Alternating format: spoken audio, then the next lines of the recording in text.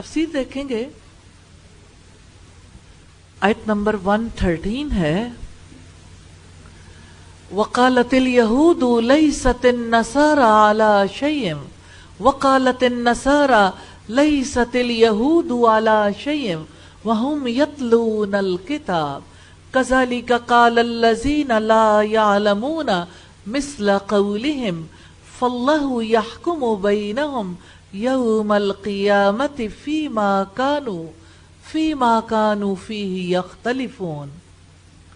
اور یہود نے کہا کہ عیسائی کسی چیز پر نہیں، اور عیسائیوں نے کہا کہ یہودی کسی چیز پر نہیں، حالانکہ وہ سب کتاب پڑھتے ہیں۔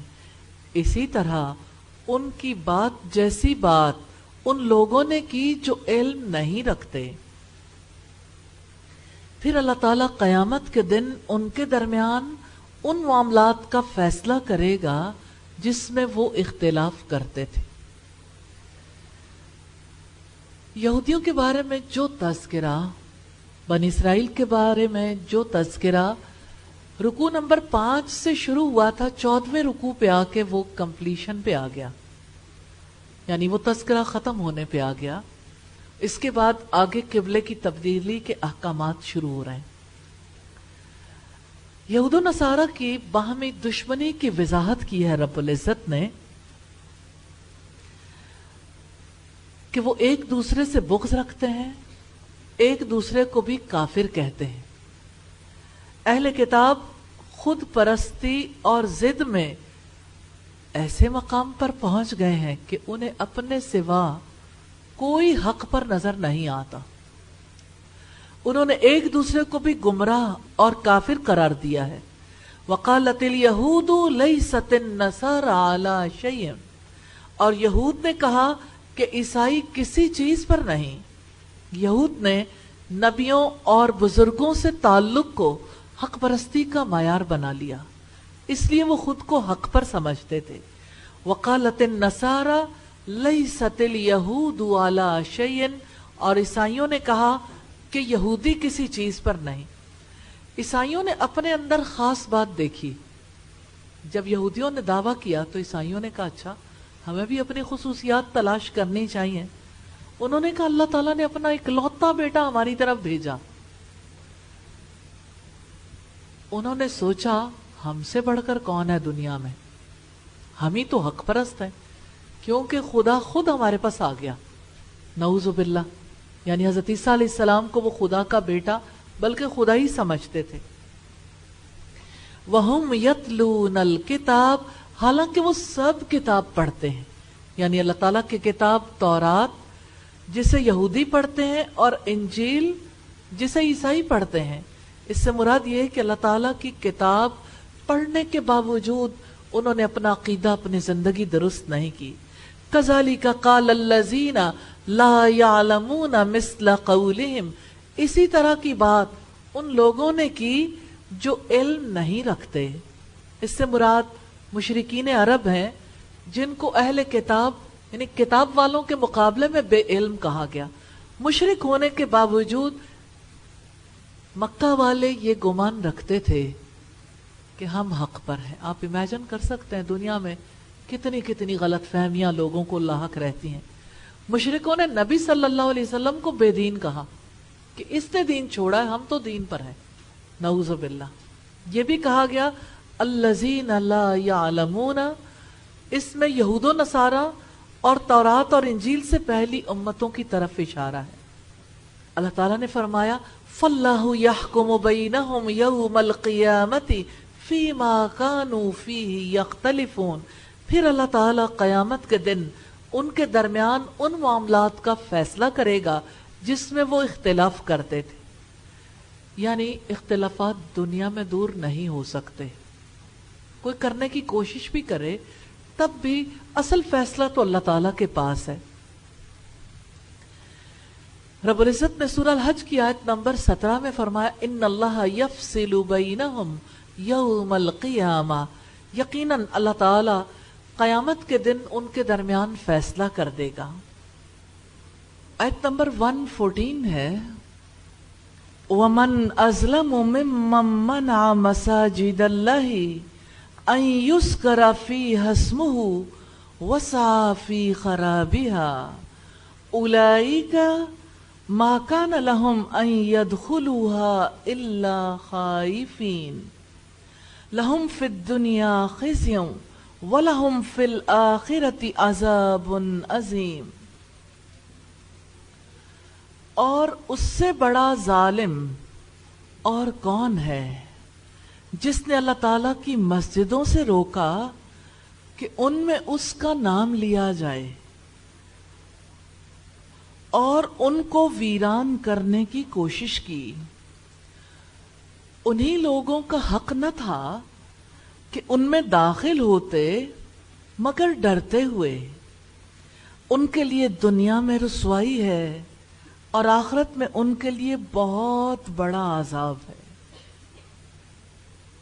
ظلم کے بارے میں آپ سب جانتے ہیں، حقدار کو اس کا حق نہ دینا، دوسرے کسی چیز کو اس کے جائز مقام پر نہ رکھنا۔ آپ سب جانتے ہیں مسجدیں اللہ تعالیٰ کا گھر ہیں، اور مسجد یہ حق رکھتی ہے کہ اس میں اللہ تعالیٰ کی عبادت ہو۔ مسجد ایسا مقام ہے جہاں 5 بار اللہ تعالیٰ کی طرف بلایا جاتا ہے، کال دی جاتی ہے، حی علی الصلاۃ، حی علی الفلاح، آؤ کامیابی کی طرف، آؤ نماز کی طرف۔ کیا آپ جانتے ہیں دنیا میں کسی سٹی میں جائیں، ورلڈ وائڈ اگر آپ گلوبلی اسے دیکھنا چاہیں، کچھ مسلمان ممالک ہیں، کچھ ایسے ممالک ہیں جہاں مسلمان پائے جاتے ہیں لیکن مملکت اسلامی نہیں ہے۔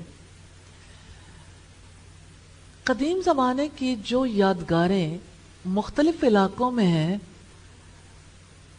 جہاں جہاں مسلمان بسے ہیں وہاں وہاں مساجد ہیں، اور جہاں جہاں نان مسلمز ہیں وہاں وہاں قلعے ہیں۔ کیا ڈفرنس ہے؟ کسی علاقے میں زیادہ فورس کا ہونا کیا ثابت کرتا ہے اور مساجد کا ہونا کیا ثابت کرتا ہے؟ قلعہ بھی حفاظت کے لیے، مسجد بھی حفاظت کے لیے، دونوں میں حفاظت تو ہوتی ہے نا۔ قلعہ اس لیے ہوتا ہے کہ دشمن کا مقابلہ کرنے والے آسانی سے مقابلہ کر سکیں اور خود کو محفوظ بھی رکھ سکیں، کیونکہ قلعے کی دیواروں کے اندر بیٹھنے والے اندر سے بیٹھ کے باہر والوں پر گولہ باری کیا کرتے تھے اور خود قلعے کے اندر محصور ہو جاتے تھے، محفوظ ہو جاتے تھے۔ کتنی عجیب بات ہے، زمین میں قلعے بھی ہیں، مساجد بھی۔ مسجد میں جانے والا بھی تو محفوظ ہوتا ہے، مسجد میں جانے والے کی بھی تو دشمنی ہے، مسجد میں جانے والے کے پیچھے بھی ابلیس لگا ہوا ہے۔ وہ چاہتا ہے کہ اس کو ایمان کے، توحید کے قلعے میں نہ رہنے دے، وہ چاہتا ہے کہ اس کا تعلق اس کے رب سے توڑ دے۔ اور اگر ہم دیکھیں تو انسانوں کی دشمنی بھی بہت بڑی ہے، مگر ابلیس کی دشمنی بہت زیادہ بڑی ہے۔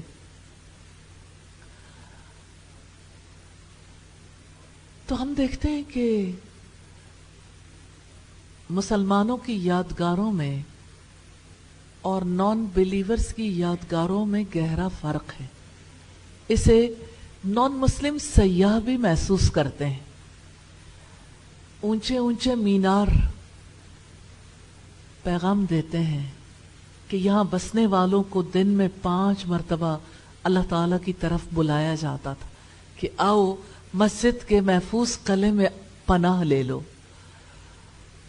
اور قلعے بھی یہ ثابت کرتے ہیں کہ اس علاقے میں بسنے والے کیسے اپنے جیسے انسانوں سے بچنے کے لیے، محفوظ رہنے کے لیے قلعے میں چھپ جاتے تھے اور اپنے دشمنوں پر کیسے گولہ باری کیا کرتے تھے.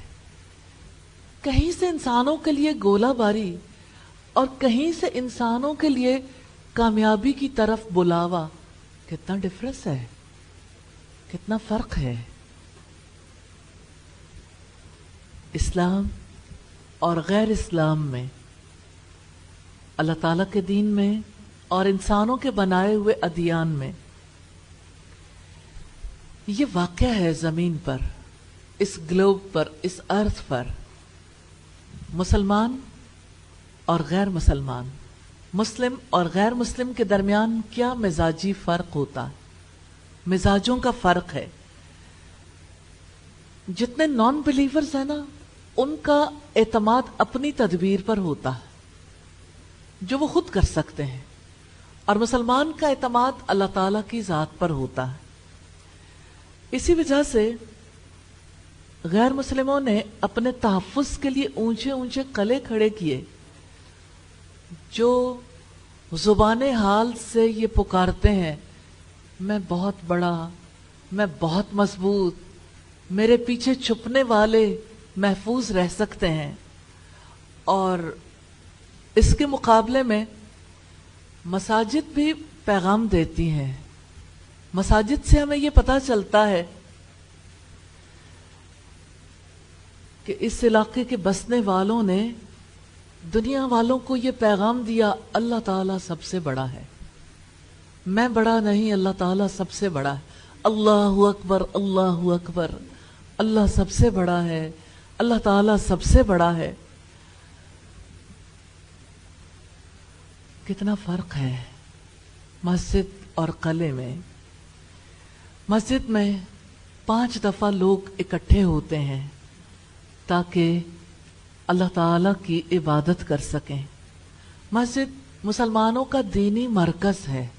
اصلاً اگر دیکھا جائے تو مسلمانوں کے لیے بڑے ہاؤسز، پرائم منسٹر ہاؤس یا پریزیڈنسی یا اسمبلیز نہیں، مسلمانوں کے لیے بڑا گھر اللہ تعالیٰ کا گھر ہے، مسجد. اور فطری طور پر اسی کو مسلمانوں کا مرکز ہونا چاہیے. جیسے نبی صلی اللہ علیہ وسلم مسجد میں نماز بھی پڑھتے تھے، ڈیلیگیشن سے ملاقاتیں بھی کرتے تھے، مسجد میں فیصلے بھی سنایا کرتے تھے. تو مسجد تو مسلمانوں کے لیے پورا کلچرل کمپلیکس تھی. مسلمانوں کے لیے، ان کی معاشرت کے لیے سب سے بڑا مقام مسجد تھی. اسی لیے حدیث میں آیا ہے کہ مسجد کو مسلمان آبادی کے درمیان میں بنایا جائے تاکہ سب لوگ اس سے ایکولی فائدہ حاصل کر سکیں. تو مسجد اپنے ماحول کے اعتبار سے، اپنی سرگرمیوں کے اعتبار سے یہ پیغام دیتی ہے کہ اللہ کے بندو، عبادت صرف ایک اللہ تعالیٰ کے لیے ہے. تمہاری اطاعت، تمہاری فرما برداری، تمہاری ذات پر سب سے بڑا حق اسی ذات کا ہے، وہی ایک عبادت کے لائق ہے. سب مل کر اسی کے عبادت گزار بن جاؤ.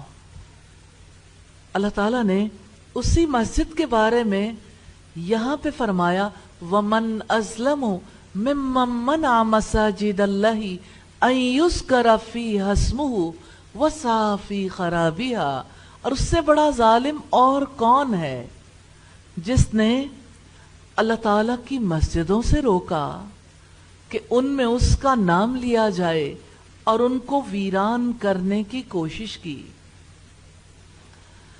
اللہ تعالیٰ نے سب سے بڑا ظالم اسے قرار دیا ہے جو مسجد سے روکے. رشیا میں جب ریولیوشن آیا تو یہ انقلاب بڑا خونی تھا. مسلمانوں پر اس قدر زیادہ پریشر تھا کہ مسلمان اللہ تعالیٰ کا نام نہیں لے سکتے تھے، قرآن گھروں میں نہیں رکھ سکتے تھے، قرآن سوسائٹی سے غائب ہو گئے، مسجدیں خالی ہو گئیں کیونکہ مسجد میں جانے کی اجازت نہیں تھی، مسجدیں استبل بن گئیں، اور مسلمان اپنا نام بھی مسلمانوں جیسا نہیں رکھ سکتے تھے. مسلمانوں کی تاریخ گم کر دی گئی کہ اب ان سے اسلام ہم نے چھین لیا. اور اب دیکھیے کہ رشیا میں جانے والے کسی صاحب نے لکھا کہ مجھے بڑی حیرت ہوئی، سینٹرل اسٹیٹس میں جا کے، سینٹرل ایشین اسٹیٹس ہیں جن میں جا کے مجھے بڑی حیرت ہوئی، جو مسلمان ریاستیں ہیں، کہ وہاں کے لوگ قرآن نہیں رکھتے، مسجد نہیں جا سکتے، ان کے نام بھی مسلمانوں جیسے نہیں ہیں، لیکن پھر بھی وہ مسلم اسٹیٹ ہے۔ تو کہتے ہیں کہ میں نے ان سے پوچھا کہ آپ کے پاس قرآن ہے؟ تو انہوں نے کہا کہ نہیں، ناٹ الاؤڈ۔ لیکن کہتے ہیں کہ میرے پاس جو قرآن تھا، جب میں نے پڑھنا شروع کیا تو وہاں ارد گرد جتنے بچے تھے، جو میں پڑھتا تھا وہ آگے آگے اور ساتھ ساتھ پڑھتے جاتے تھے۔ تو مجھے بڑی حیرت ہوئی کہ ان کے پاس قرآن نہیں۔ میں نے انہیں کہا اچھا یہ پڑھو، تو انہیں پڑھنا نہیں آتا تھا۔ جب کتاب نہ ہو، جب کتاب رکھنے کی اجازت نہ ہو، تو سینے قرآن محفوظ کر سکتے ہیں، اور قرآن کو انہوں نے اپنے سینوں میں محفوظ کر لیا۔ سچی بات ہے، رب العزت کی اس کتاب کو، جو نبی صلی اللہ علیہ وسلم نے ارشاد فرمائی، اس کتاب کو پانی نہیں دھو سکتا۔ اللہ تعالیٰ نے اسے جس چمڑے میں بند کرنے کے اعزاز سے نوازا ہے، وہ چمڑا انسان کا ہے۔ اس جلد کے اندر، اس سینے کے اندر قرآن محفوظ ہو جائے تو بھلا قرآن کون بھلا سکتا ہے؟ کون بھلا سکتا ہے؟ جب قرآن پاس ہو تو مسجد کے آباد ہونے میں دیر نہیں لگتی۔ اسی وجہ سے جب سینٹرل ایشین اسٹیٹس آزاد ہوئیں تو وہاں کی مساجد بھی اوپن ہو گئیں، اگرچہ انہیں دین سیکھنے میں ابھی بہت وقت لگے گا، لیکن انہوں نے جس مشقت کے ساتھ اپنا اور اپنی نسلوں کا رشتہ جوڑ کے رکھا، وہ یقیناً قابل تحسین ہے۔ اب بات ہے مسجد کی۔ اللہ تعالیٰ نے سوال کیا ہے کہ یہ بتاؤ اس سے بڑا ظالم کون ہوگا جو اللہ کی مسجدوں سے روکے؟ ایک سلسلہ وہ ہے جو جبر کا ہے، کہ جبراً کسی کو مسجد میں جانے سے روک دیا جائے، اور ایک سلسلہ وہ ہے جو باقی تمام مسلم اسٹیٹس میں اختیار کیا گیا، کہ ایسی مصروفیات دے دی جائیں کہ مسجد میں جانے کا ہوش ہی نہ رہے، مسجد میں جانا ہی بھول جائے۔ وہ تعلیمی نظام جس سے ہمارے بچوں کو، ہماری نسلوں کو گزارا گیا، اس نے مسجد کی محبت ختم کر دی۔ ماں باپ جو اسی تعلیمی نظام سے پڑھے، اسی سوسائٹی میں رہے، انہیں بھی مسجد کی اس اہمیت کا اندازہ نہیں ہو سکا۔ پھر جنہوں نے مساجد آباد کرنی تھی وہ آباد نہیں کر پائے، تو وہ کردار جو ہمارے دینی مدارس نے ادا کیا، تقریباً 200-250 سال کے قریب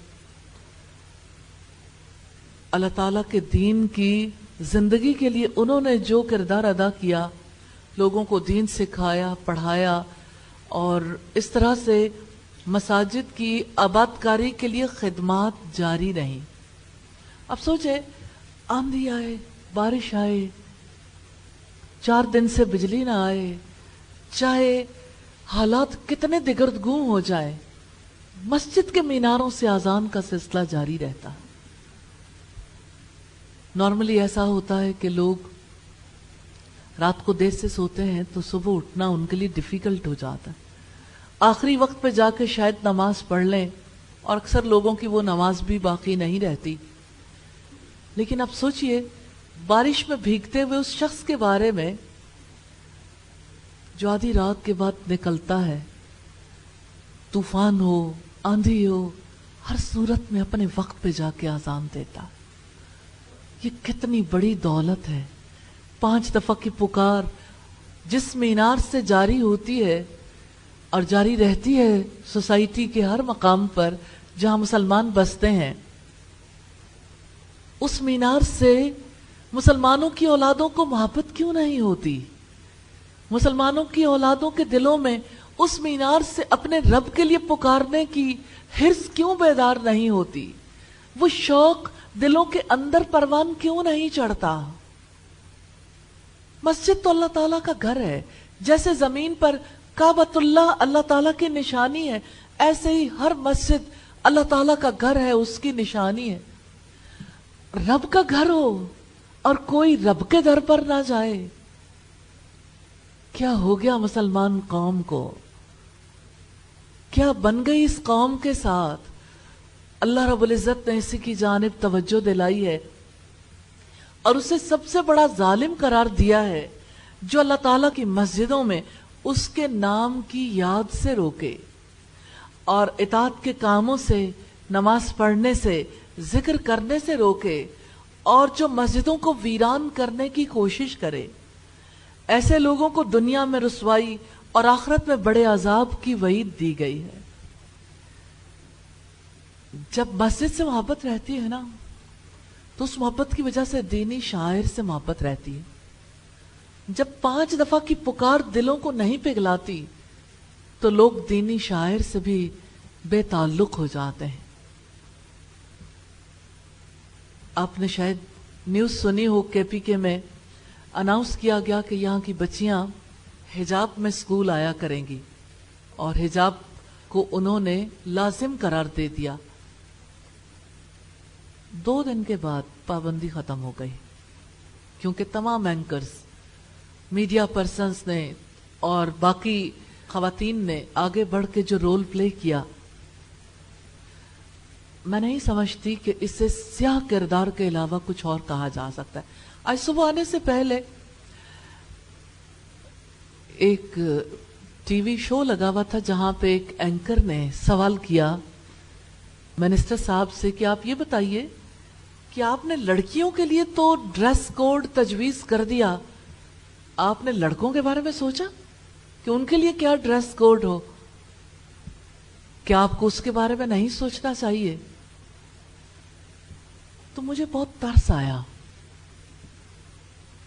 کہ لوگوں کے ذہنوں کو ری پروگرام کرنے کا کام ان کے سپرد ہے جنہیں خود بھی نہیں پتا کہ یہ فیصلے تو آسمانی ہیں، زمین والوں کے فیصلے نہیں ہیں.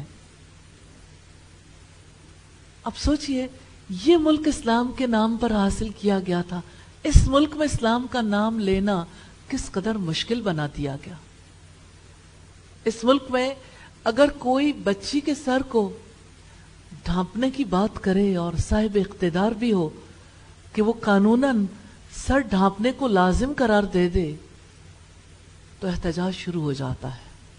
اس لیے پیچھے جھانک کے دیکھیں تو ریزن کیا نظر آتی ہے کہ اس ملک میں کسی نے اللہ تعالیٰ کی طرف بلانے والی کال کو اہمیت نہیں دی، اس سے محبت نہیں سکھائی، اس کال پر لبیک نہیں کہا. تو جب اللہ تعالیٰ کی بڑائی کی کال پر لبیک نہیں کہا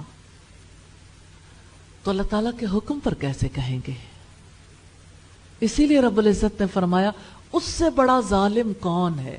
یعنی اصل ظالم کو پہچانو جو اللہ کی مسجدوں میں اس کے نام کی یاد سے روک دے اور اس کی خرابی کے درپے ہو، یعنی وسعی فی خرابیہا، اور ان کو ویران کرنے کی کوشش کی. سوال یہ پیدا ہوتا ہے مساجد کو ویران کرنے سے کیا مراد ہے؟ نمبر 1، اللہ تعالیٰ کے ذکر اور عبادت سے روکنا.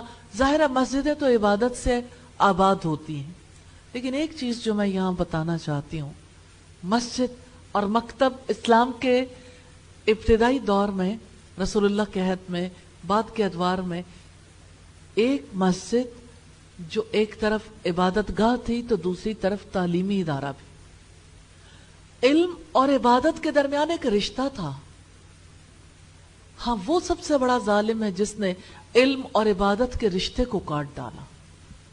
علم کو جب الگ کیا تو عبادت کی اہمیت بھی لوگوں کے ذہنوں سے محو ہو گئی. لوگوں کی نظروں میں عبادت بھی لایانی کام بن گیا، نعوذ باللہ. تو اللہ تعالیٰ کے ذکر اللہ تعالیٰ کی عبادت اور اللہ تعالیٰ کی کتاب اور نبی صلی اللہ علیہ وسلم کی سنت کے علم سے روکنا، کیونکہ یہی علوم ہیں جو مسجد میں دیے جاتے تھے اور آج بھی دیے جاتے ہیں. جیسے حرم میں، بیت اللہ میں یہ تعلیم دی جاتی ہے، اور اسی طرح سے مسجد نبوی میں بچیوں کے لیے، خواتین کے لیے بھی ادارہ موجود ہے جہاں پہ مستقل ان کے کردار کو سنوارنے کی کوشش کی جاتی.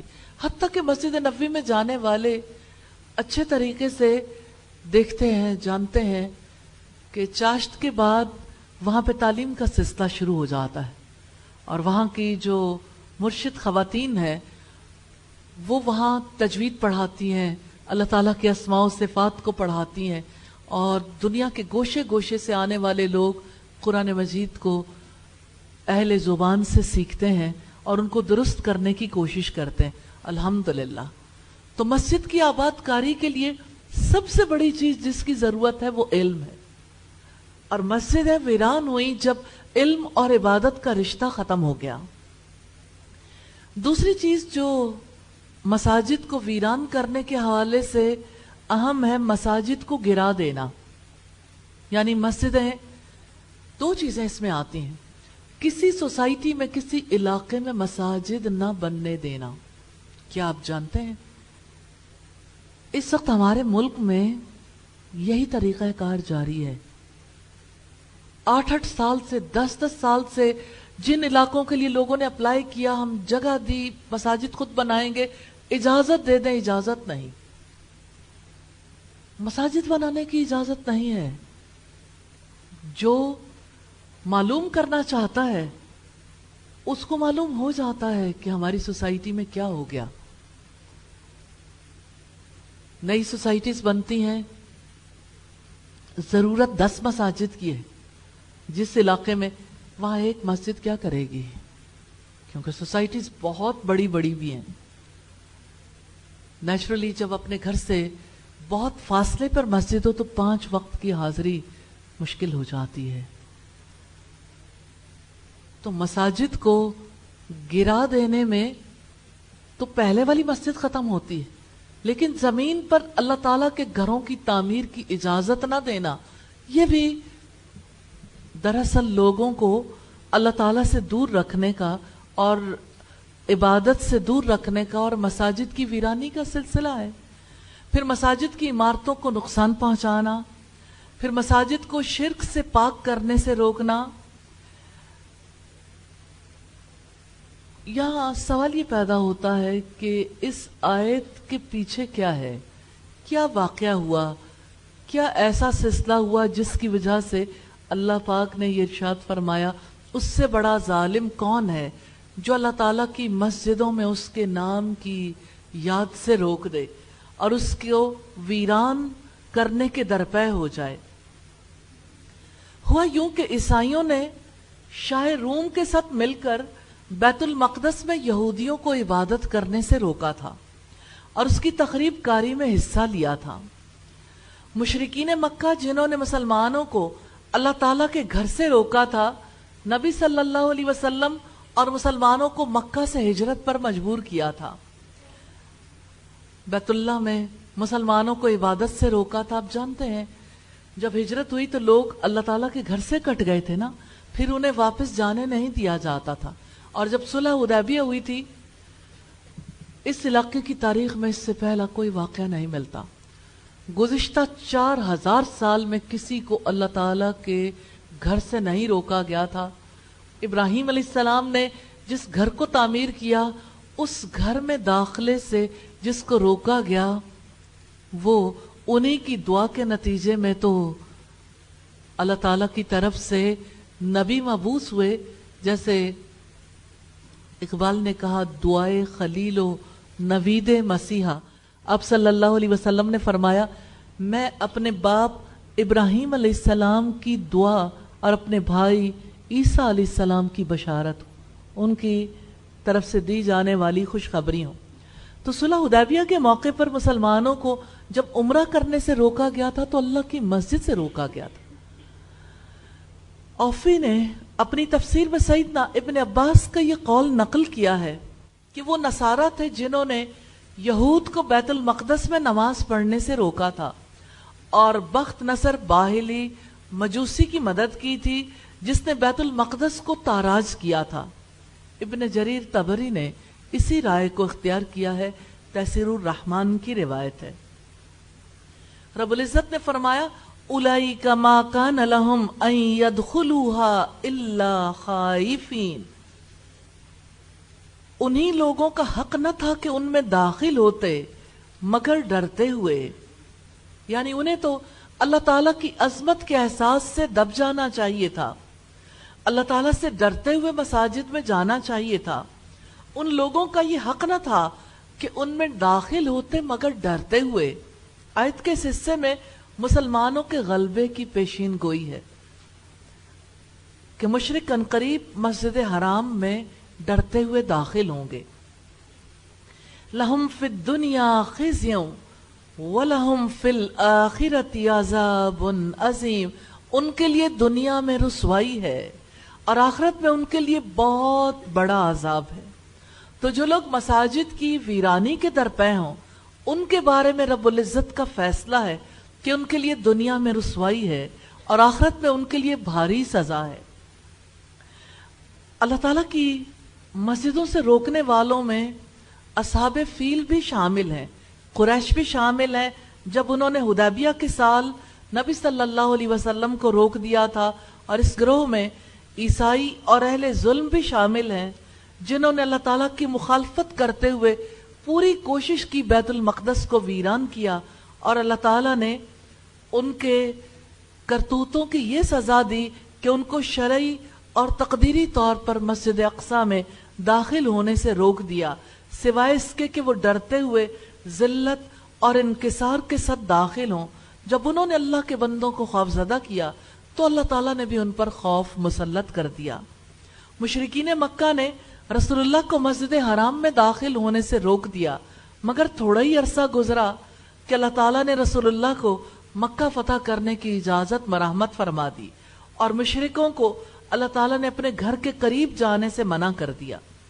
رب العزت نے فرمایا یا ایھا الذین آمنوا انما المشرکون نجس فلا یقربوا المسجد الحرام بعد عامہم ھذا، اے لوگو جو ایمان لائے ہو، یقیناً سب مشرک ناپاک ہیں، چنانچہ وہ اس سال کے بعد مسجد حرام کے قریب نہ آئیں۔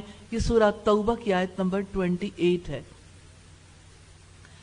اصحاب فیل کا جو حشر ہوا اللہ تعالیٰ نے قرآن مجید میں بیان کیا ہے، وہ بھی تو کعبہ کو ڈھانے کے لیے آئے تھے نا۔ پھر اب دیکھیے کہ عیسائیوں پر اللہ تعالیٰ نے اہل ایمان کو مسلط کر دیا، انہیں جلا وطن کر دیا۔ اسی طرح ہر وہ شخص جو ایسی صفات رکھتا ہے وہ اس سزا کا حصہ ضرور وصول کرے گا۔ یہ بہت بڑی نشانیاں ہیں جن کے واقع ہونے سے پہلے ہی اللہ تعالیٰ نے آگاہ فرما دیا کہ یہ اس طرح واقع ہوئی جس طرح اس نے خبر دی تھی۔ تفسیر سعدی کی روایت ہے۔ اس آیت میں اس بات کی دلیل ہے کہ مساجد کی تعمیر اور انہیں ظاہری اور مانوی طور پر آباد کرنے سے بڑھ کر ایمان والی کوئی بات نہیں۔ کیا آپ اس بات پر یقین رکھتے ہیں کہ ظاہری طور پر آباد کاری ایسا معاملہ ہے جس کے بغیر مانوی آباد کاری نہیں ہو سکتی؟ ظاہری آباد کاری سے مراد مسجد کی تعمیر ہے، مسجد کو درست رکھنا ہے، اس کی صفائی ستھرائی، اس کے انتظامات کو بہتر بنانا۔ اور مانوی طور پر جہاں تک آباد کاری کا تعلق ہے تو اس کا مطلب یہ ہے کہ مسجد کو آباد کرنے کے لیے وہ علم دیا جائے جس کی وجہ سے لوگوں کے دل اللہ تعالیٰ سے جڑ جائیں، اور وہاں پر عبادت کی جائے، اور اللہ تعالیٰ کے نام کو بلند کرنے کے لیے وہاں پر اللہ تعالیٰ کا پیغام پہنچانے کے لیے کیجولی بھی مجالس منعقد کی جائیں۔ رب العزت نے مساجد کی تعمیر کے حوالے سے فرمایا، بہت توجہ طلب آیت ہے، ارادے کرنے والی آیت ہے۔ اللہ تعالیٰ ہم سب کو توفیق دے۔ رب العزت نے فرمایا انما یأمر مساجد اللہ من آمن باللہ، یقیناً اللہ تعالیٰ کی مسجدوں کو وہی آباد کرتا ہے جو اللہ تعالیٰ اور آخرت کے دن پر ایمان لایا۔ الحمدللہ ہم میں سے ہر ایک اللہ تعالیٰ اور آخرت پر ایمان رکھتا ہے۔ یہ بتائیے مسجدوں کی، اللہ کے گھروں کی آباد کاری کے لیے کتنا کام کرتے ہیں، کتنا وقت لگاتے ہیں، محبت کتنی ہے دل میں، شوق کتنا ہے۔ کوئی اس بارے میں کچھ کہے یا نہ کہے، اس کے لیے آگے بڑھ کر اپنی سروسز کہاں تک پرووائڈ کرتے ہیں۔ جب سے علم اور عبادت کے رشتے کو توڑا گیا اس وقت سے مساجد الگ آباد ہوئیں اور دینی تعلیم کے ادارے الگ آباد ہو گئے۔ مساجد میں کیجولی کہیں کہیں تعلیم دی جاتی ہے اور دینی اداروں میں نماز کا سلسلہ جاری رہتا ہے۔ تو وہ بنیاد توڑی ہے اس معاشرے کے لوگوں نے، اور یہ آج کی بات نہیں، کتنا طویل عرصہ ہو گیا مسجد اور مکتب کے رشتے کو الگ الگ ہوئے۔ حقیقت یہ ہے کہ جیسے مسجد کا احترام کرنا ضروری ہے، ایسے ہی مکتب، تعلیمی ادارے جو اللہ تعالیٰ کے نام کی بلندی کے لیے بنائے جاتے ہیں، اس کا احترام، اس کا انتظام و انصرام اور اس کی پاکیزگی کے لیے کی جانے والی کوششیں بھی ناگزیر ہیں، ضروری ہیں۔ اللہ تعالیٰ کے گھر سے محبت کرنے والوں میں دنیا کے مختلف علاقوں کے لوگ سبھی شامل ہیں، لیکن پاکستانیوں کو بہت بڑی تعداد میں اس گھر کی صفائی کا اعزاز حاصل ہے۔ الحمدللہ اللہ تعالیٰ ہمیں اپنے گھروں سے محبت نصیب کرے اور ہمیں ان کی پاکیزگی، ان کی صفائی ستھرائی کا ذوق و شوق نصیب کرے۔ میں آپ کو اسی حوالے سے یہ بات کہنا چاہتی ہوں، جو آپ کا یہ ڈیسک ہے نا، یہ بڑا مقدس ہے، کیونکہ آپ اس پر اللہ تعالیٰ کی کتاب رکھتے ہیں، آپ قرآن مجید کا علم اس پر حاصل کرتے ہیں۔ جس چیئر پہ آپ بیٹھے ہیں نا، یہ چیئر بڑی مقدس ہے، کیونکہ اس چیئر پر اللہ تعالیٰ کے لیے بیٹھنے والے طویل وقت بیٹھتے ہیں، اللہ تعالیٰ کی محبت، اللہ تعالیٰ کے کلام کو، اس کے رسول کی محبت، رسول اللہ کی احادیث کو اور اللہ تعالیٰ کے کلام کو پڑھنا سیکھتے ہیں۔ الحمدللہ اللہ تعالیٰ خود پاک ہے اور پاکیزگی کو پسند کرتا ہے۔ آپ ہر روز اس بارے میں ضرور سوچا کریں، جہاں میں نے اللہ تعالیٰ کی کتاب رکھنی ہے، اس کو میں نے کتنا پاک صاف رکھنا ہے، اس میں کبھی کوئی لائن نہیں لگانی، کبھی کوئی چیز چھوڑ کے نہیں جانی، اس کو نیٹ اینڈ کلین رکھنے کے لیے اپنا رول پلے کرنا ہے۔ اور یہ در و دیوار کتنے قیمتی ہیں، آپ تو سنتے ہیں، آپ انسان ہیں، آپ اللہ تعالیٰ کے کلام کو کیسے سمجھتے ہیں، لیکن آپ کو رسول اللہ کی وہ حدیث یاد ہوگی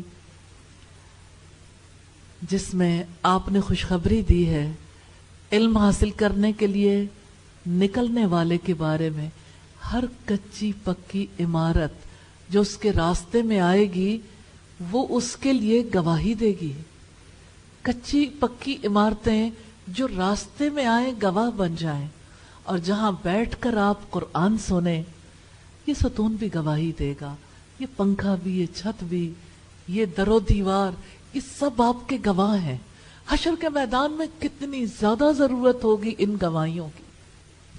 یہ بتائیں گے ہاں اس نے اپنی زندگی کا اتنا وقت، یہ تھکتی تھی، یہ پریشان ہوتی تھی، اس کو نہیں سمجھ آتا تھا، اس کا دماغ شیطان اچکنے کی کوشش کرتا تھا، لیکن یہ اللہ تعالیٰ کے لیے، یہ آپ کے لیے بیٹھتی تھی، اس نے آپ کے لیے وقت لگایا، اس نے آپ کے کلام کے لفظ لفظ کو سیکھا۔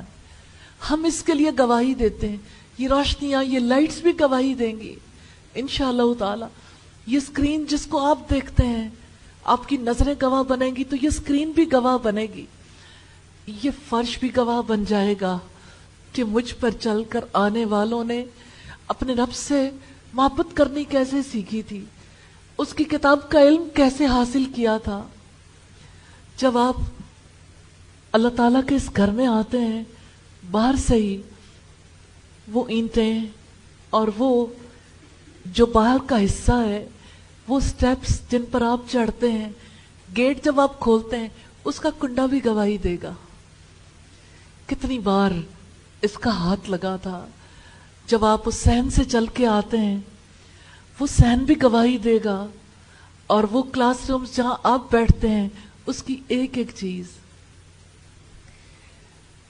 آپ جب باہر دیکھتے ہیں۔ ہم نے کوشش تو کی ہے کہ آپ کو فطری مناظر کچھ نہ کچھ دیکھنے کے لیے ملیں، خوبصورتیاں لانے کی جو کوشش کی ہے کہ آپ جہاں بھی جائیں وہاں آپ کا دل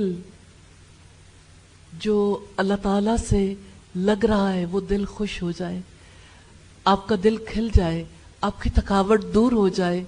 ہم نے کوشش کی ہے، بیٹا آپ مل کے کوشش کرنی ہے، آپٹ کر لیں جگہوں کو اور آگے بڑھ کے ان کو صاف ستھرا رکھنا، اس کے پتے پتے سے، اس کی اینٹ اینٹ سے، اس کی ہر چیز سے محبت کریں، آپ کے لیے گواہ بنے گی انشاءاللہ۔ اس کے واش رومز بھی جہاں لوگ جا کے وضو کرتے ہیں، جہاں لوگ اللہ تعالیٰ سے دعائیں بھی کرتے ہیں، جہاں لوگ پاک ہونے کے لیے جاتے ہیں، اس کی صفائی ستھرائی کے لیے، اس کی ایک ایک جگہ کی صفائی ستھرائی ویسے نہیں جیسے اپنے گھروں کی کرتے ہیں، ایکسیلنس لائیں اور دل کی محبت کے ساتھ، پوری روح کے ساتھ اس کی صفائی ستھرائی اور اس کی پاکیزگی میں اپنا رول پلے کریں۔ اس لیے کہ بظاہر یہ چیزیں بے جان ہیں، لیکن ان کی صفائی اور ان کی گندگی بولتی ہے، اور کل حشر کے میدان میں ان کی گواہی ہمیں چاہیے۔ آپ کے ہاتھ میں قلم ہے نا بیٹا، یہ پینسل بھی گواہی دے گی انشاءاللہ۔ آپ کا بیگ بھی گواہی دے گا، آپ نے بیگ کو سائڈ پہ ہینگ کیا ڈیسک کے تاکہ کسی کو تکلیف نہ ہو، یہ بھی گواہی بن جائے گی۔ آپ کی پانی کی بوٹل بھی گواہ بن جائے گی کہ کس طرح سے قرآن پڑھنے کے لیے، فریش ہونے کے لیے مجھے استعمال کیا جاتا تھا۔ پھر آپ کا پورا وجود اپنے لیے گواہ تیار کر لیں اور ان سے محبت کر لیں۔ اللہ کے گھروں کی محبت انسان کو اللہ کی محبت تک لے جاتی ہے، جنت تک لے جاتی ہے۔ اللہ تعالیٰ کے گھر کو بے اعتنائی سے نہیں دیکھنا، بے اعتنائی نہیں برتنی، یہاں چلتے ہوئے، یہاں بیٹھتے ہوئے، یہاں بات چیت کرتے ہوئے، ہر وقت ان کی طرف نظر ڈالنی ہے محبت سے۔ ماں اپنے بچے سے محبت کرتی ہے نا تو اس کو کیسے سنوارتی ہے؟ اخلاقی طور پر بھی کم مائیں سنوارتی ہیں، لیکن سنوارنے کی کوشش کرتی ہیں، لیکن اس کی صفائی ستھرائی، بچے کا لباس، بچے کا کھانا پینا کتنا دھیان رکھتی ہے نا ماں۔ اور آپ دیکھیں کچھ لوگ تھے جنہوں نے محنت کی، جن کی محنت کی وجہ سے آج آپ یہاں بیٹھے ہیں الحمدللہ۔ اب آپ کی باری لگ گئی ہے، آپ نے محنت کرنی ہے آنے والوں کے لیے انشاءاللہ۔ ان کو اللہ تعالیٰ کی کتاب سے محبت سکھانی ہے، ان کو اس کی تعلیم دینی ہے۔ یہ سب سے بڑا کام ہے اس دھرتی پر، زمین پر اس سے افضل کوئی کام نہیں ہے۔ مجھے یاد ہے 2000 میں پہلی انٹرنیشنل سیرت کانفرنس ہوئی اور اللہ تعالیٰ نے اعزاز دیا کہ میں اس میں اپنا پارٹ پلے کر سکوں۔ ہمارے وائس چانسلر نے اس وقت کہا تھا کہ کیسے ممکن ہے کہ آپ لوگ اس کانفرنس کو کر سکو، پوری دنیا سے جب ڈیلیگیٹس آتے ہیں ان کے لیے انتظامات ہوتے ہیں، اور جس وقت آپ پاکستان سے بھی اسکالرس کو بلائیں گے، اتنی بڑی تعداد آئے گی، اتنے دن رہنا ہے، تو یونیورسٹی کے پاس تو فنڈز نہیں ہے۔ تو میں نے انہیں کہا تھا کہ فنڈز اللہ کے رسول کا پیغام پہنچانے کے لیے ختم ہو گئے، تو ہمیں فنڈ نہیں چاہیے، اس کے لیے تو دل کی محبت چاہیے۔ تو میں نے انہیں کہا کہ آپ اس کی ذمہ داری نہ لیں، ہم یہ چاہتے ہیں کہ نبی صلی اللہ علیہ وسلم کا پیغام پوری دنیا میں پہنچے، تو ہم اس کو خود مینج کر لیں گے۔ اور ایسے بہت سارے افراد ہیں جو اس بارے میں دل کی محبت کے ساتھ آگے بڑھ کے پارٹیسپیٹ کرنا چاہتے ہیں۔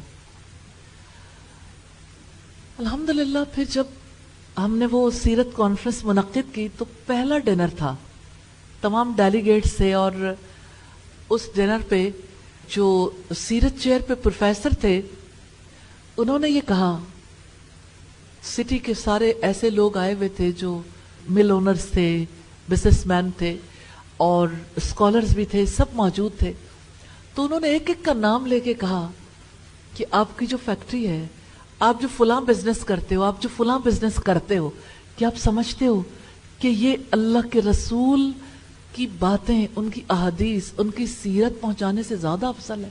تو یہ آپ کی بھول ہے۔ کسی کا سیڈ کا بزنس تھا تو انہوں نے کہا، بیج بیچ کے سمجھتے ہو کہ تم نے رسول اللہ کی بات پہنچانے سے زیادہ افضل کام کر لیا؟ تمہاری زندگی تو بیجوں میں ہی لگ گئی، اور جس نے اصل بیج ڈالا تھا، ایمان کا بیج، اس کے بارے میں تم نے اپنی زندگی کا کوئی وقت نہیں لگایا۔ ریلی وہ اتنی ایمان افروز مجلس تھی جس میں پوری طرح ریئلائز کروایا گیا کہ سب سے بڑا کام کون سا ہے۔ سب سے بڑا کام وہ ہے، عظیم کام، جو اللہ رب العزت نے اپنے رسولوں سے لیا۔ کون رسولوں والا کام کرنا چاہے گا؟ کون نبیوں والا کام کرنا چاہے گا؟ تو آپ یاد رکھیے، اللہ تعالیٰ نے اپنے 2 افضل نبیوں کو حکم دیا تھا کہ میرے گھر کو طواف کرنے والوں، رکوع کرنے والوں، اعتکاف کرنے والوں، سجدہ کرنے والوں کے لیے پاک رکھو۔ تو ابراہیم علیہ السلام اور اسماعیل علیہ السلام اللہ تعالیٰ کے اس گھر کو بنانے والے بھی تھے، اس کو صاف ستھرا رکھنے کے لیے بھی کردار ادا کرنے والے تھے۔ الحمدللہ ہم نے نبیوں کے پیچھے نبیوں جیسے کام کرنے ہیں انشاءاللہ تعالی۔ یہ سب سے عظیم کام ہے۔ دنیا میں کوئی مرد، کوئی عورت جس کی جی چاہے نوکری کر لے، جاب کر لے، اللہ بادشاہ کی نوکری کر لیں، اللہ بادشاہ کی جاب کر لیں، وہ سب سے عظیم ہے، عظیم ترین ہے۔ اس کی بندی، اس کی لونڈی، اس کا غلام بننے والا کبھی ناکام نہیں ہوگا۔ اس نے سارے رسولوں کو اس لیے بھیجا کہ لوگوں کو جا کے یہ پیغام دیں، وَاعْبُدُوا اللَّهَ وَلَا تُشْرِكُوا بِهِ شَيْئًا، ایک اللہ کی عبادت کرو، تم اس کے ساتھ کسی کو شریک نہ ٹھہراؤ۔ ایک اللہ کی عبادت کرو، ایک اللہ کے غلام بن جاؤ۔ یا اللہ تو ہمیں اپنا غلام بنا لے، یا اللہ تو ہمیں بندگی کے غلامی کے طریقے سکھا دے۔ ہاں یہ مسجدیں ہیں جو اسی مقصد کے لیے تعمیر کی جاتی ہیں کہ وہاں لوگ اللہ تعالیٰ کی غلامی سیکھ لیں، اللہ تعالیٰ کی اطاعت سیکھ لیں۔ 5 بار دن میں کال دی جاتی ہے۔ اللہ تعالیٰ کی محبت میں مسلمانوں نے دنیا میں کہاں کہاں مساجد بنائی۔ ایک اسائنمنٹ دینا چاہتی ہوں آپ کو، مسجد سے محبت کرنا چاہتے ہیں نا؟ مسجد کی تصاویر آپ نیٹ سے سرچ کرنا چاہیں، کتنی خوبصورت تصاویر۔ مسجد کی پینٹنگ ان ہاتھوں سے جو دل کے سچے جذبوں کے عکاس بنتے ہیں، کتنی پینٹنگز بنائی گئی۔ مساجد کی تصاویر کلیکٹ کر لیں، اس کی پینٹنگز کلیکٹ کر لیں، پروجیکٹ ہے آپ کا۔ جو چاہے کہ میں سب سے زیادہ خوبصورت تصویر کی ایڈیشن کروں گی تو اس کو زیادہ بڑی جستجو لگ جائے گی انشاءاللہ۔ اور آپ سوچیں، ہو سکتا ہے آپ کے ہاتھوں کسی مسجد کی اتنی خوبصورت تصویر ہو کہ ہم اسے اس ہال میں آویزاں کر دیں یا کہیں راستوں میں آویزاں کر دیں. مسجدیں اللہ تعالیٰ کی یاد دلاتی ہیں. ہمیں اس کے ساتھ آپ کو یہ بھی اسائنمنٹ دینا چاہتی ہوں، اگر دل کے اندر محبت ہے اللہ تعالیٰ کے گھروں کی تعمیر کی، تو آپ اپنے خوابوں کا گھر پینسل سے چاہے ڈرا کر لیں، چاہے لفظوں میں تحریر کر دیں، مل کے اللہ تعالیٰ کا کیسا گھر بنانا چاہیے، کیسا گھر ہم بنائیں جو ہمارے جانے کے بعد ہمارے لیے صدقہ جاریہ بنتا رہے، قیامت تک کے لیے صدقہ جاریہ بن جائے، جہاں دنیا بھر سے لوگ آ کے وہاں تعلیم بھی حاصل کریں اور وہاں پہ اللہ تعالیٰ کی عبادت بھی کریں اور لوگوں کا دل اپنے رب سے جڑ جائے. ضرور اس اسائنمنٹ کو کیجیے گا. میری دعا ہے اللہ تعالیٰ آپ کے دلوں میں اپنی محبت کا، اپنے رسول کی محبت کا، اس قرآن کی اور مساجد کی محبت کا بیج بو دیں، اور اللہ تعالیٰ اس محبت کو بہت زیادہ بڑھا دیں، اور اللہ تعالیٰ ہم سے اپنے گھروں کی تعمیر اور اس کی آباد کاری کی خدمت لے لیں. اللہ تعالیٰ نے اپنے گھروں کو بلند کرنے کا اور ان کی عزت کا بھی حکم دیا ہے. رب العزت نے فرمایا فی بیوت اذین اللہ ان ترفع ویذکر فیہا اسمہ، اس کی روشنی پانے والے. کس کی روشنی؟ اللہ تعالیٰ کی روشنی پانے والے ان گھروں میں ہوتے ہیں جن کے بارے میں اللہ تعالیٰ نے حکم دیا ہے کہ وہ بلند کیے جائیں. یہ سورہ نور کی آیت نمبر 36 ہے. اللہ تعالیٰ کی روشنی کیا ہے؟ اللہ تعالیٰ کی روشنی اللہ تعالیٰ کی ذات کے بارے میں خبر ہے. علم، العلم نور. علم کی وجہ سے ہمارے دل و دماغ روشن ہوتے ہیں، ہم اپنے رب کے بارے میں، اس کی کتاب، اس کے رسول کی سنت کے بارے میں جان پاتے ہیں. یہ روشنی جو رب کی روشنی ہے دلوں کے اندر اسی طرح سے آتی ہے. نبی صلی اللہ علیہ وسلم نے دعا سکھائی اس مقصد کے لیے کہ اگر کہیں غلطی ہو جائے، کہیں کوئی ایسا کام ہو جائے جس کی وجہ سے اللہ تعالی کی رسوائی مقدر بننے والی ہو، تو اللہ تعالی ہمیں اس رسوائی سے بچا لے. اب اس آیت میں دیکھیے گا لہم فی الدنیا خزی، ان کے لیے دنیا میں رسوائی ہے. رسوائی کون ہے جو پسند کرتا ہو؟ نبی صلی اللہ علیہ وسلم نے بہت ہی پیاری دعا سکھائی، اللہم احسن عاقبتنا فی الامور کلہا واجرنا من خزی الدنیا وعذاب الآخرہ. اے اللہ تو ہمارے تمام کاموں کا انجام اچھا کرنا اور دنیا کی رسوائی اور آخرت کے عذاب سے نجات دے دینا. مسند احمد کی روایت ہے، والیوم 4 ہے، پیج 181. حدیث ہے اور دعا ہے. دعائی الفاظ آپ دہرائیں گے، اللہم احسن عاقبتنا، اللہم احسن عاقبتنا، اللہم احسن عاقبتنا. 5 دفعہ دہرائیں.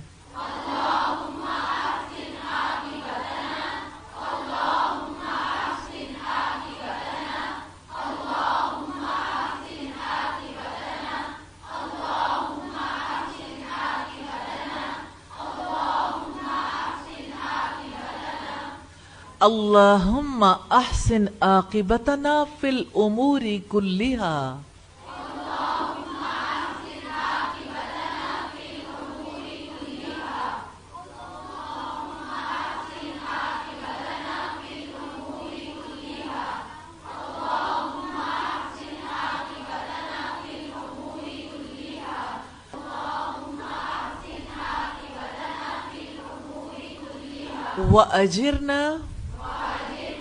وأجرنا من خزي الدنيا وعذاب الآخرة وأجرنا من خزي الدنيا وعذاب الآخرة.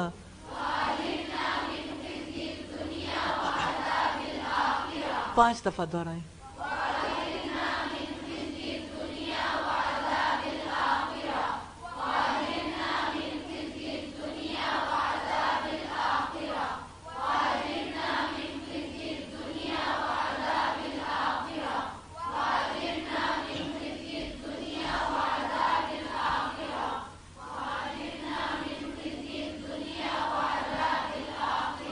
اللہم احسن عاقبتنا فی الامور کلہا واجرنا من خزی الدنیا وعذاب الآخرہ.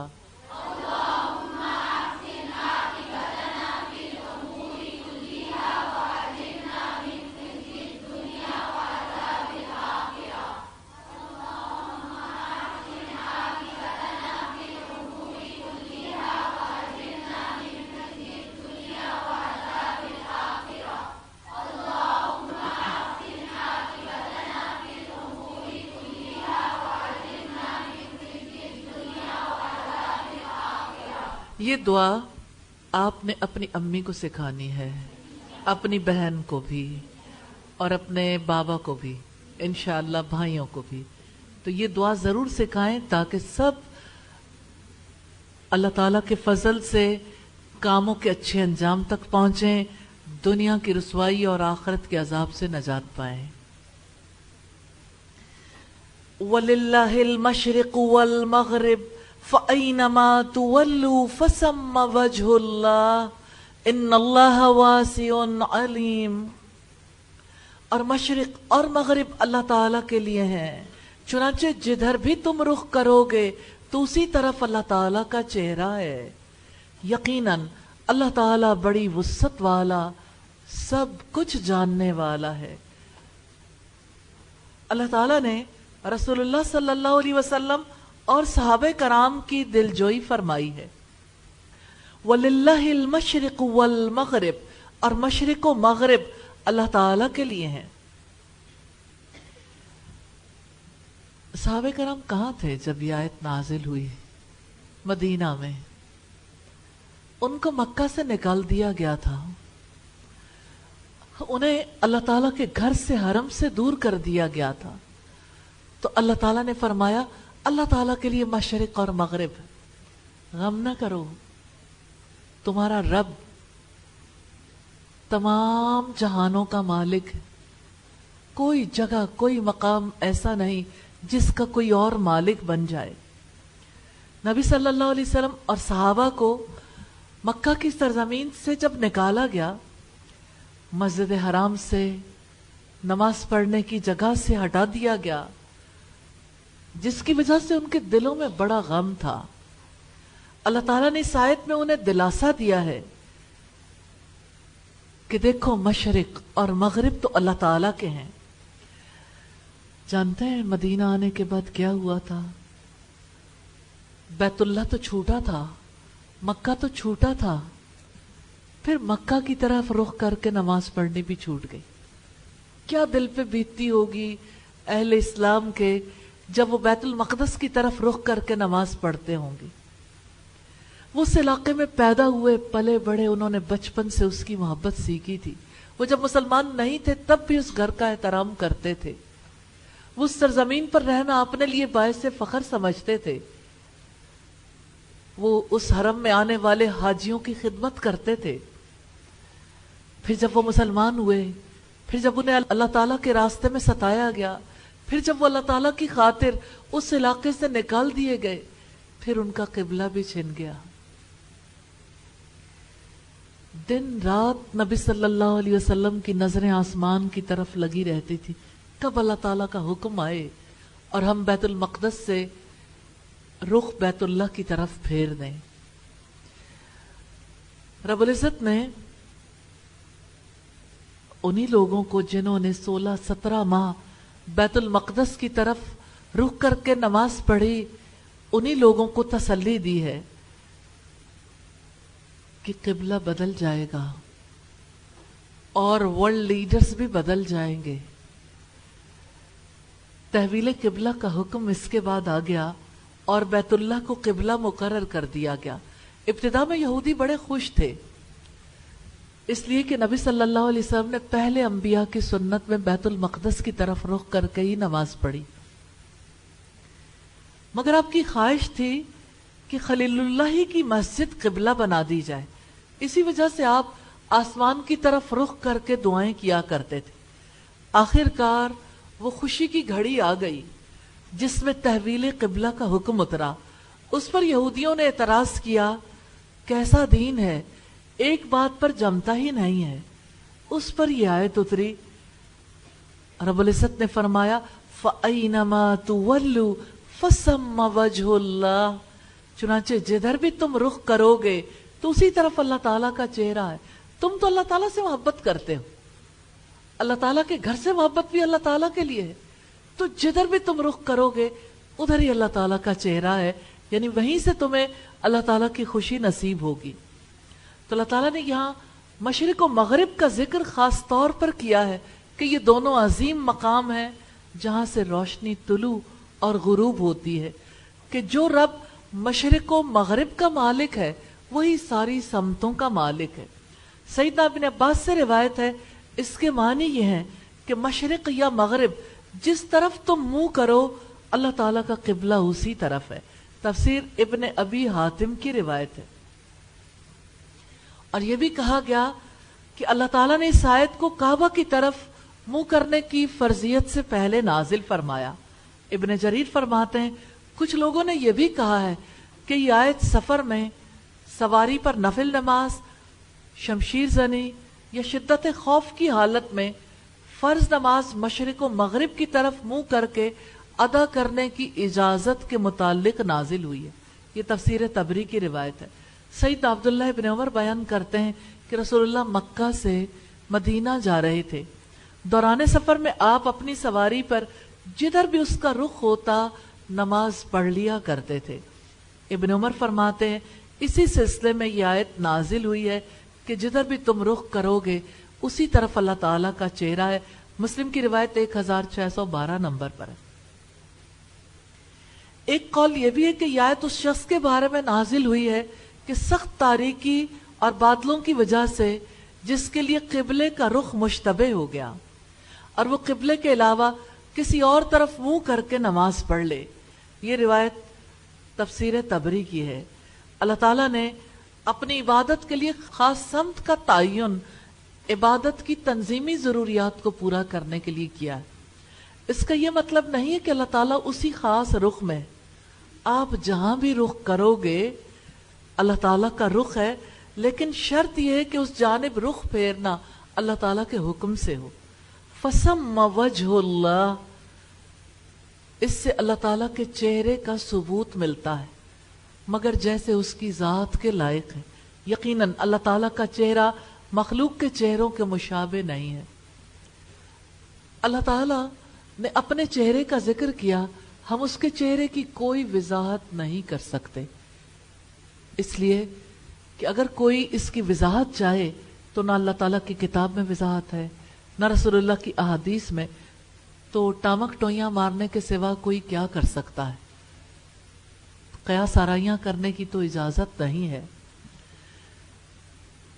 ان اللہ واسع علیم، یقیناً اللہ تعالی بڑی وسعت والا، سب کچھ جاننے والا ہے. اللہ تعالیٰ وسیع فضل والا ہے. اس نے اپنے علم و فضل کی وسعت سے اپنے احکامات میں وسعت رکھی ہے. واسع، اللہ تعالیٰ واسع ہے، وہ اپنے وسیع فضل سے ہم سے ہماری اطاعت کو قبول کرتا ہے. ابن جریر فرماتے ہیں اللہ تعالیٰ جود و کرم اور انعام و اکرام کے اعتبار سے اپنی ساری مخلوق کے لیے کافی ہے. اللہ تعالیٰ علیم ہے، وہ اپنی مخلوقات، ان کی ضروریات، ان کی نیتوں اور ان کے حالات کو جانتا ہے.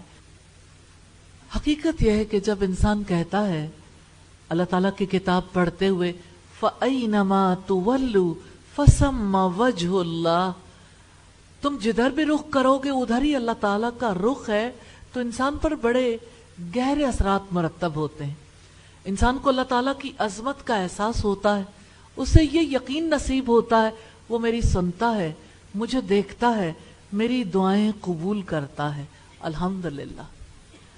ہم مسجد کی تعمیر کے حوالے سے اور مسجد کو ویران کرنے کے حوالے سے کچھ چیزیں دیکھ رہے تھے.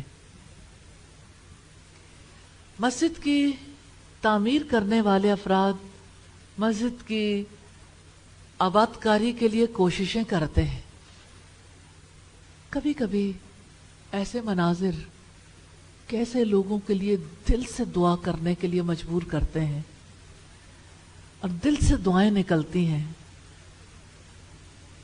ہمیں میں سے کوئی ایسا ہو جس نے تعلیم حاصل کی، میڈیکل ایجوکیشن، اور جس نے اللہ تعالیٰ کی خاطر اس کی محبت حاصل کرنے کے لیے اس کی قرآن کا علم حاصل کیا. اللہ تعالیٰ کے گھر سے محبت دیکھنا چاہیں، آپ پیچھے دیکھ سکتے ہیں. ابھی میرے پیچھے جب پورے اس ایریا کی نیٹ کرنے کے لیے کوشش ہو رہی تھی تو میں کنٹینیوسلی دل سے دعائیں کر رہی تھی. آپ میں سے کون ہے جو کسی کو صلہ دے سکتا ہو؟ ہم میں سے کوئی ایسا نہیں جو صلہ دے سکے. اللہ تعالیٰ کی محبت کیسی چیز ہے نا، جو انسان سے کیسے کیسے کام کرواتی ہے. ہاں، اسی سے انسان کا مزاج درست ہوتا ہے، اللہ تعالیٰ کی محبت بڑھتی ہے، خالص اللہ تعالیٰ کی رضا کے لیے.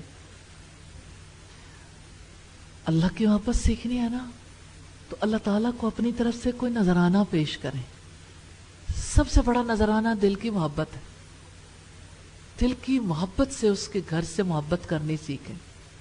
اس کے کلام سے محبت یقیناً دلوں میں اتر رہی ہوگی، لیکن جہاں آپ کلام سیکھتے ہیں اس جگہ سے محبت، جو آپ کو سکھاتے ہیں، جو آپ کے لیے محنت کرتے ہیں، یہ ماحول اب آپ نے بنانا ہے.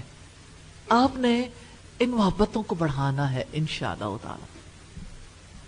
آیت نمبر 116 ہے وَقَالُوا اتَّخَذَ اللَّهُ وَلَدًا سُبْحَانَهُ بَل لَّهُ مَا فِي السَّمَاوَاتِ وَالْأَرْضِ كُلٌّ لَّهُ قَانِتُونَ. اور انہوں نے کہا کہ اللہ تعالیٰ نے اولاد بنا رکھی ہے، وہ پاک ہے، بلکہ آسمانوں اور زمین میں جو کچھ ہے اسی کا ہے، سب کے سب اس کے فرما بردار ہیں. اس آیت میں اللہ تعالیٰ کی اولاد ٹھہرانے والوں کی تردید کی گئی. وَقَالُوا اتَّخَذَ اللَّهُ وَلَدًا، اور انہوں نے کہا کہ اللہ تعالیٰ نے اولاد بنا رکھی ہے. اللہ تعالیٰ نے ان آیات میں یہود و نصارہ اور مشرکوں کی تردید فرمائی ہے جنہوں نے دعویٰ کیا ہے کہ اللہ تعالیٰ کی اولاد ہے. یہود و نصارہ عزیر علیہ السلام اور مسیح علیہ السلام کو اللہ تعالیٰ کا بیٹا قرار دیتے تھے، اور مشرکین عرب مکہ والے فرشتوں کو اللہ کی بیٹیاں قرار دیتے تھے. برائی میں سب برابر تھے. ظلم ہے نا شرک کرنا. رب العزت کا فرمان ہے وقالت الیہود عزیر ابن اللہ وقالت النصارى المسیح ابن اللہ ذالک قولهم بافواہہم یضاہیون قول الذین کفروا من قبل قاتلہم اللہ انا یؤفکون. اور یہودیوں نے کہا کہ عزیر اللہ تعالیٰ کا بیٹا ہے، اور عیسائیوں نے کہا کہ مسیح اللہ تعالیٰ کا بیٹا ہے. یہ ان کے اپنے منہوں کی بات ہے. وہ ان لوگوں کی بات کی مشابہت کرتے ہیں جنہوں نے ان سے پہلے کفر کیا. اللہ تعالیٰ انہیں ہلاک کرے، وہ کہاں سے بہکائے جا رہے ہیں. یہ سورہ توبہ کی آیت نمبر 30 ہے. اللہ تعالیٰ نے مشرکوں کے عقیدے کی تردید کی ہے. سبحانہ، وہ پاک ہے. یعنی تم جو کہو، جو اس کے نام لگانا چاہو، جس کو اس کا بیٹا یا اس کی بیٹی بنانا چاہو، حقائق نہیں بدلیں گے. وہ ایسے تمام نقائص سے پاک ہے، ہر عیب سے پاک، ہر کمال اس کی ذات کے لیے ہے. اللہ تعالیٰ ہر قسم کی نسبت سے پاک ہے. کوئی چیز کسی پہلو سے بھی اس کی ذات یا صفات یا حقوق میں شریک نہیں. بل لہو ما فی السماوات والارض، بلکہ آسمانوں اور زمین میں جو کچھ ہے اسی کا ہے. اللہ تعالیٰ ساری مخلوق کا خالق اور مالک ہے. سب اس کی ملکیت میں اور اس کے غلام ہیں. ساری مخلوق اس کی محتاج ہے اور وہ بے نیاز ہے. وہ اپنی مخلوق میں تصرف کرتا ہے. اس نے اپنی مخلوق کو مسخر کر رکھا ہے. جب وہ بے نیاز ہے تو اسے اولاد کی کیا ضرورت ہے؟ اولاد کی ضرورت تو اس کو ہوتی ہے جو بوڑھا ہو جائے، جس کے اعضاء جواب دینے لگے تو بڑھاپے میں اس کو اولاد سنبھال لے. جب اس کی قوت زوال پذیر ہو جائے تو اولاد آگے بڑھ کے اسے سنبھال لے. حقیقت یہ ہے کہ بیٹا ہو یا بیٹی جسم کا حصہ ہوتا ہے، جبکہ اللہ تعالیٰ مالک ہے اور مخلوق، ساری کی ساری مخلوق مملوک ہے، غلام ہے. ایسا ہونے کے باوجود کوئی اس کا بیٹا کیسے ہو سکتا ہے؟ اس کا فرمان ہے قل هو اللہ احد اللہ الصمد لم یلد ولم یولد ولم یکن لہ کفوا احد. آپ کہہ دیجئے وہ اللہ ایک ہے، اللہ تعالیٰ بے نیاز ہے، نہ اس نے کسی کو جنا، نہ وہ کسی سے جنا گیا، اور نہ کبھی کوئی ایک اس کے برابر کا ہے. سورہ اخلاص کی آیات ہیں جو ہم نے دیکھی. کوئی اس جیسا نہیں. کل لہ قانتون، سب کے سب اس کے فرما بردار ہیں. یا اللہ ہمیں اپنا فرما بردار بنا لینا. یعنی اللہ تعالیٰ کے سامنے مخلوق ایک حیثیت میں ہے. ساری مخلوق اللہ کی اطاعت گزار ہے، خالق کی تدبیر کے تحت ہے. رب العزت کا فرمان ہے وَلِلَّهِ يَسْجُدُ مَنْ فِي السَّمَاوَاتِ وَالْأَرْضِ طَوْعًا وَكَرْهًا وَظِلَالُهُمْ بِالْغُدُوِّ وَالْآصَالِ. اور آسمانوں اور زمین کی تمام مخلوق خوشی سے یا ناخوشی سے اللہ تعالیٰ ہی کے لیے سجدہ کرتی ہے، اور صبح و شام ان کے سائے بھی. یہ سورہ رعد کی آیت نمبر 15 ہے. یہ قنوت عام ہے، جبکہ قنوت خاص سے مراد اطاعت اور عبودیت ہے. دل کی رغبت کے ساتھ اطاعت کرنا قنوت کہلاتا ہے. سیدنا ابن عباس نے روایت کیا ہے کہ نبی صلی اللہ علیہ وسلم نے فرمایا، اللہ تعالیٰ ارشاد فرماتا ہے ابن آدم نے مجھے جھٹلایا حالانکہ اس کے لیے یہ مناسب نہ تھا. اس نے مجھے گالی دی حالانکہ اس کے لیے یہ مناسب نہ تھا. اس کا مجھے جھٹلانا تو یہ ہے کہ وہ کہتا ہے کہ میں اسے دوبارہ زندہ کرنے پر قادر نہیں ہوں، اور اس کا مجھے گالی دینا یہ ہے کہ میرے لیے اولاد بتاتا ہے. میری ذات اس سے پاک ہے کہ میں اپنے لیے بیوی یا اولاد بناؤں. صحیح بخاری کی 4482 نمبر روایت ہے. تو ان لوگوں نے اللہ تعالیٰ کی شان میں گستاخی کی، اس کے باوجود اللہ تعالیٰ نے انہیں رزق دیا. ان کی گستاخیوں پر تحمل سے کام لیا. پاک ہے وہ ذات جس میں اہل شرک اور اہل ظلم نے نقص تلاش کرنے کی کوشش کی. سیدنا ابو موسیٰ اشعری نے بیان کیا کہ نبی کریم صلی اللہ علیہ وسلم نے فرمایا، تکلیف دہ بات سن کر اللہ تعالیٰ سے زیادہ کوئی صبر کرنے والا نہیں ہے. مشرک کہتے ہیں کہ اللہ تعالیٰ اولاد رکھتا ہے اور پھر بھی وہ انہیں معاف کرتا ہے اور انہیں روزی دیتا ہے. صحیح بخاری کی 7378 نمبر روایت ہے. بدیع السماوات والارض وَإِذَا قَضَى أَمْرًا فَإِنَّمَا يَقُولُ لَهُ كُن فَيَكُونُ. آسمانوں اور زمین کا موجد ہے، اور وہ جب کسی کام کا فیصلہ کرتا ہے تو یقیناً اس کو وہ کہتا ہے کہ ہو جا تو وہ ہو جاتا ہے. اس آیت میں اللہ تعالیٰ نے اولاد نہ بنانے کی دوسری دلیل دی ہے، اور وہ دلیل کیا ہے؟ بدیع السماوات والارض، آسمانوں اور زمین کا موجد ہے. یعنی جب وہ کسی کام کا فیصلہ کرنا چاہتا ہے اس کا کن کہنا کام کو کمپلیٹ کر دیتا ہے، پھر اسے اولاد بنانے کی کیا ضرورت ہے؟ اللہ تعالیٰ نے آسمان اور زمین کو نمونے کے بغیر بہترین اور مضبوط ترین بنایا ہے. وہ آسمانوں اور زمین کا موجد ہے. ہر ایجاد کرنے والا اس کائنات میں اپنی ایجاد کے لیے وہ ساری چیزیں پاتا ہے. میٹیریلز تو اس کائنات سے ہی ملتے ہیں نا، اور نمونے بھی موجود ہوتے ہیں. مثال کے طور پر آپ جہاز کو دیکھیے، جہاز پرندوں سے مشابہ نہیں ہے. آپ انجیکشن کو دیکھیں، مچھر سے مشابہ نہیں ہے. مچھر بھی تو ایسے ہی ٹیکا لگاتا ہے. آپ اگر بحری آبدوز کو دیکھیں، مختلف چیزوں کو دیکھیں، آپ نیٹ سے سرچ کریں گے نا تو آپ کو یہ نشانیاں ملیں گی. کیسے انسانوں نے جو چیز ایجاد کی ہے اس کا کوئی نہ کوئی ڈیزائن کائنات میں موجود تھا، پہلے سے نمونہ موجود تھا. ہاں، وہ واحد ہے بدیع السماوات والارض. اس نے کسی نمونے کے بغیر آسمان اور زمین کو پیدا کیا، اور جب پیدا کیا تو مضبوط ترین بنایا. اللہ تعالیٰ نے زمین و آسمان کے رب ہونے سے، جبکہ وہ پہلی بار نہیں تھے، اپنے بدیع ہونے کا شعور دلایا ہے کہ موجودگی ثابت کرتی ہے کہ وہ ہیں، اور پہلے ایسا کچھ نہیں تھا، جس سے یہ ثابت ہوتا ہے کہ نئے سرے سے پیدا ہوئے. اللہ تعالیٰ نے زمین و آسمان کو بغیر کسی پہلی مثال کے نئے سرے سے بنایا ہے. جیسے مسیح علیہ السلام کو کن کہہ کر پیدا کر دیا، وجود دے دیا، وہ وجود میں آ گئے. اسی طرح سے آسمان اور زمین بھی وجود میں آئے تھے.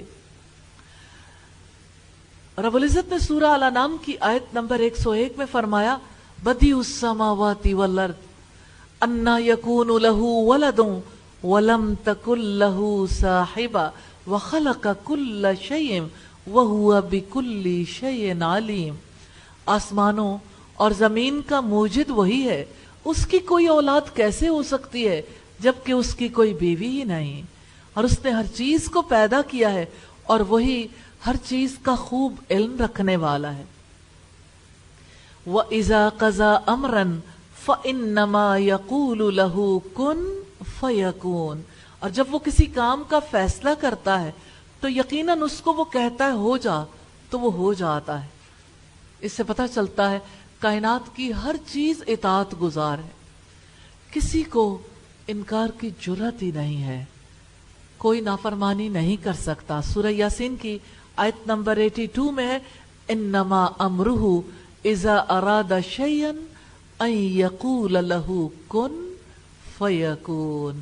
یقیناً اس کا حکم یہ ہوتا ہے کہ جب وہ کسی چیز کا ارادہ کرتا ہے تو وہ اسے کہہ دیتا ہے ہو جا تو وہ ہو جاتی ہے. سورہ یاسین کی آیت نمبر 82 ہے. وقال الذین لا يعلمون لولا يكلمنا الله او تأتینا آیہ کذالک قال الذین من قبلهم مثل قولهم تشابہت قلوبهم قد بینا الآیات لقوم یوقنون. اور جو لوگ علم نہیں رکھتے انہوں نے کہا کہ اللہ تعالیٰ خود ہم سے بات کیوں نہیں کرتا، یا ہمارے پاس کوئی نشانی کیوں نہیں آتی. اسی طرح ان کی بات کی طرح ان لوگوں نے کہا جو ان سے پہلے تھے، ان سب کے دل ایک جیسے ہو گئے. یقیناً ہم نے آیتیں صاف صاف بیان کر دی ہیں ان لوگوں کے لیے جو یقین کرتے ہیں. مشرک اللہ تعالیٰ سے مطالبات کرتے تھے. وقال الذین، کہا ان لوگوں نے، لا یعلمون، وہ جانتے نہیں تھے، ان کے پاس علم نہیں تھا. آپ کے پاس علم ہے، آ رہا ہے نا الحمدللہ. علم کے بغیر لوگ ایسی باتیں کرتے ہیں لولا یکلمون اللہ او تأتینا آیہ. اللہ تعالیٰ ہم سے بات کیوں نہیں کرتا، یا ہمارے پاس کوئی نشانی کیوں نہیں آتی. اللہ تعالیٰ سے عرب کے مشرکوں نے مطالبہ کیا تھا کہ اللہ تعالیٰ ہم سے بات کر لے, ہمیں نشانی دکھا دے تاکہ ہم ایمان لے آئیں, ہم مسلمان ہو جائیں. سیدنا ابن عباس سے روایت ہے کہ رافع بن حریملہ نے رسول اللہ سے کہا کہ اے محمد صلی اللہ علیہ وسلم, اگر آپ واقعی اللہ کے رسول ہیں جیسا کہ آپ دعویٰ کرتے ہیں تو اللہ تعالیٰ سے کہیے کہ وہ ہم سے کلام کرے, حتیٰ کہ ہم اس کے کلام کو سن لیں. اس کے جواب میں اللہ تعالیٰ نے یہ آیت نازل فرمائی. پھر فرمایا او تأتینا آیا, یا ہمارے پاس کوئی نشانی کیوں نہیں آتی. وہ اپنی ناقص عقل اور ناقص رائے سے رسولوں کے سامنے مطالبات رکھتے تھے. اور مطالبہ کیا تھا؟ کوئی نشانی آئے, کوئی معجزہ آئے.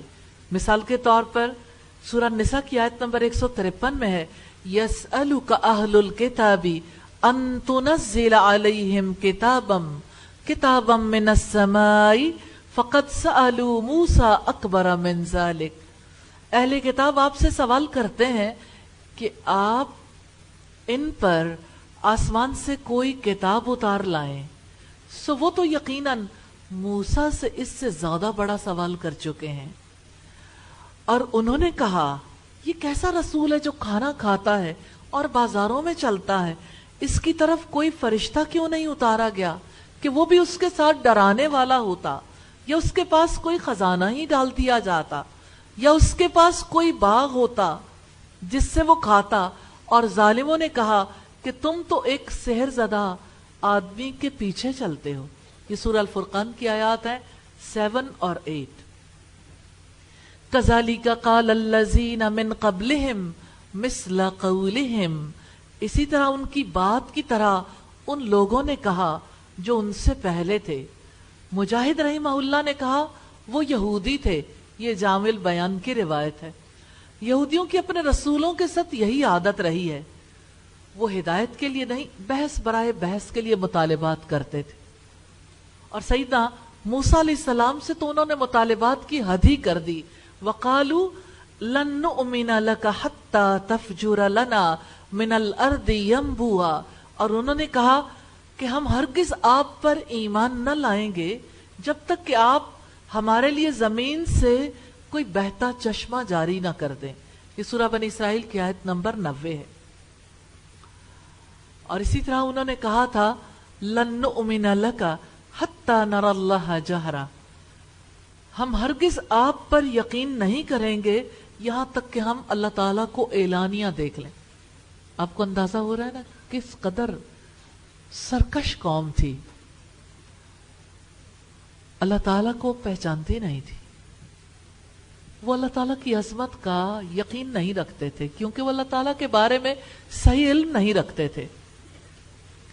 رب العزت نے ان کے مطالبات اور آج کے دور کے یہودیوں کے مطالبات کے بارے میں کہا تشابہت قلوبہم, ان سب کے دل ایک جیسے ہو گئے. یعنی مشرکین عرب اور ان سے پہلے کفر, عناد اور سرکشی کا مظاہرہ کرنے والوں کے دل آپس میں ملتے جلتے ہیں. جیسا کہ ارشاد باری تعالی ہے کذالک ما اتى الذین من قبلہم من رسول الا قالوا ساحر او مجنون اتواصوا به بل هم قوم طاغون. اسی طرح ان لوگوں کے پاس جو ان سے پہلے تھے کوئی رسول نہیں آیا مگر انہوں نے کہا یہ جادوگر ہے یا دیوانہ ہے. کیا انہوں نے اس بات کی ایک دوسرے کو وصیت کی ہے؟ بلکہ وہ سب سرکش لوگ ہیں. اس سے مراد یہ کہ ان کے اگلے پچھلوں کی ذہنیتیں ایک جیسی ہیں. یہ سورہ زاریات کی آیات ہیں 52 اور 53. تو اگلے پچھلے لوگ سرکشی کی وجہ سے حق کی دعوت دینے والوں کے سامنے کیے گئے مطالبات رکھنے میں ایک جیسے ہوتے ہیں. قد بینا الآیات لقوم یوقنون, یقیناً ہم نے آیتیں صاف صاف بیان کر دی ہیں ان لوگوں کے لیے جو یقین رکھتے ہیں. اللہ تعالیٰ نے اگرچہ نشانیاں صاف صاف نمایاں کر دی ہیں لیکن وہ فائدہ انہی کو دیتی ہیں جو ایمان رکھتے ہیں. یقین کی روشنی میں ہی آیات پر غور و فکر کیا جا سکتا ہے, ہدایت حاصل کی جا سکتی ہے. اس سے پتہ چلتا ہے نشانیاں کسی کے اندر یقین پیدا نہیں کر سکتی، معجزات یقین نہیں پیدا کرتے، جبکہ نشانیوں کو یقین کی روشنی میں سمجھا جا سکتا ہے، یقین کے بغیر نہیں۔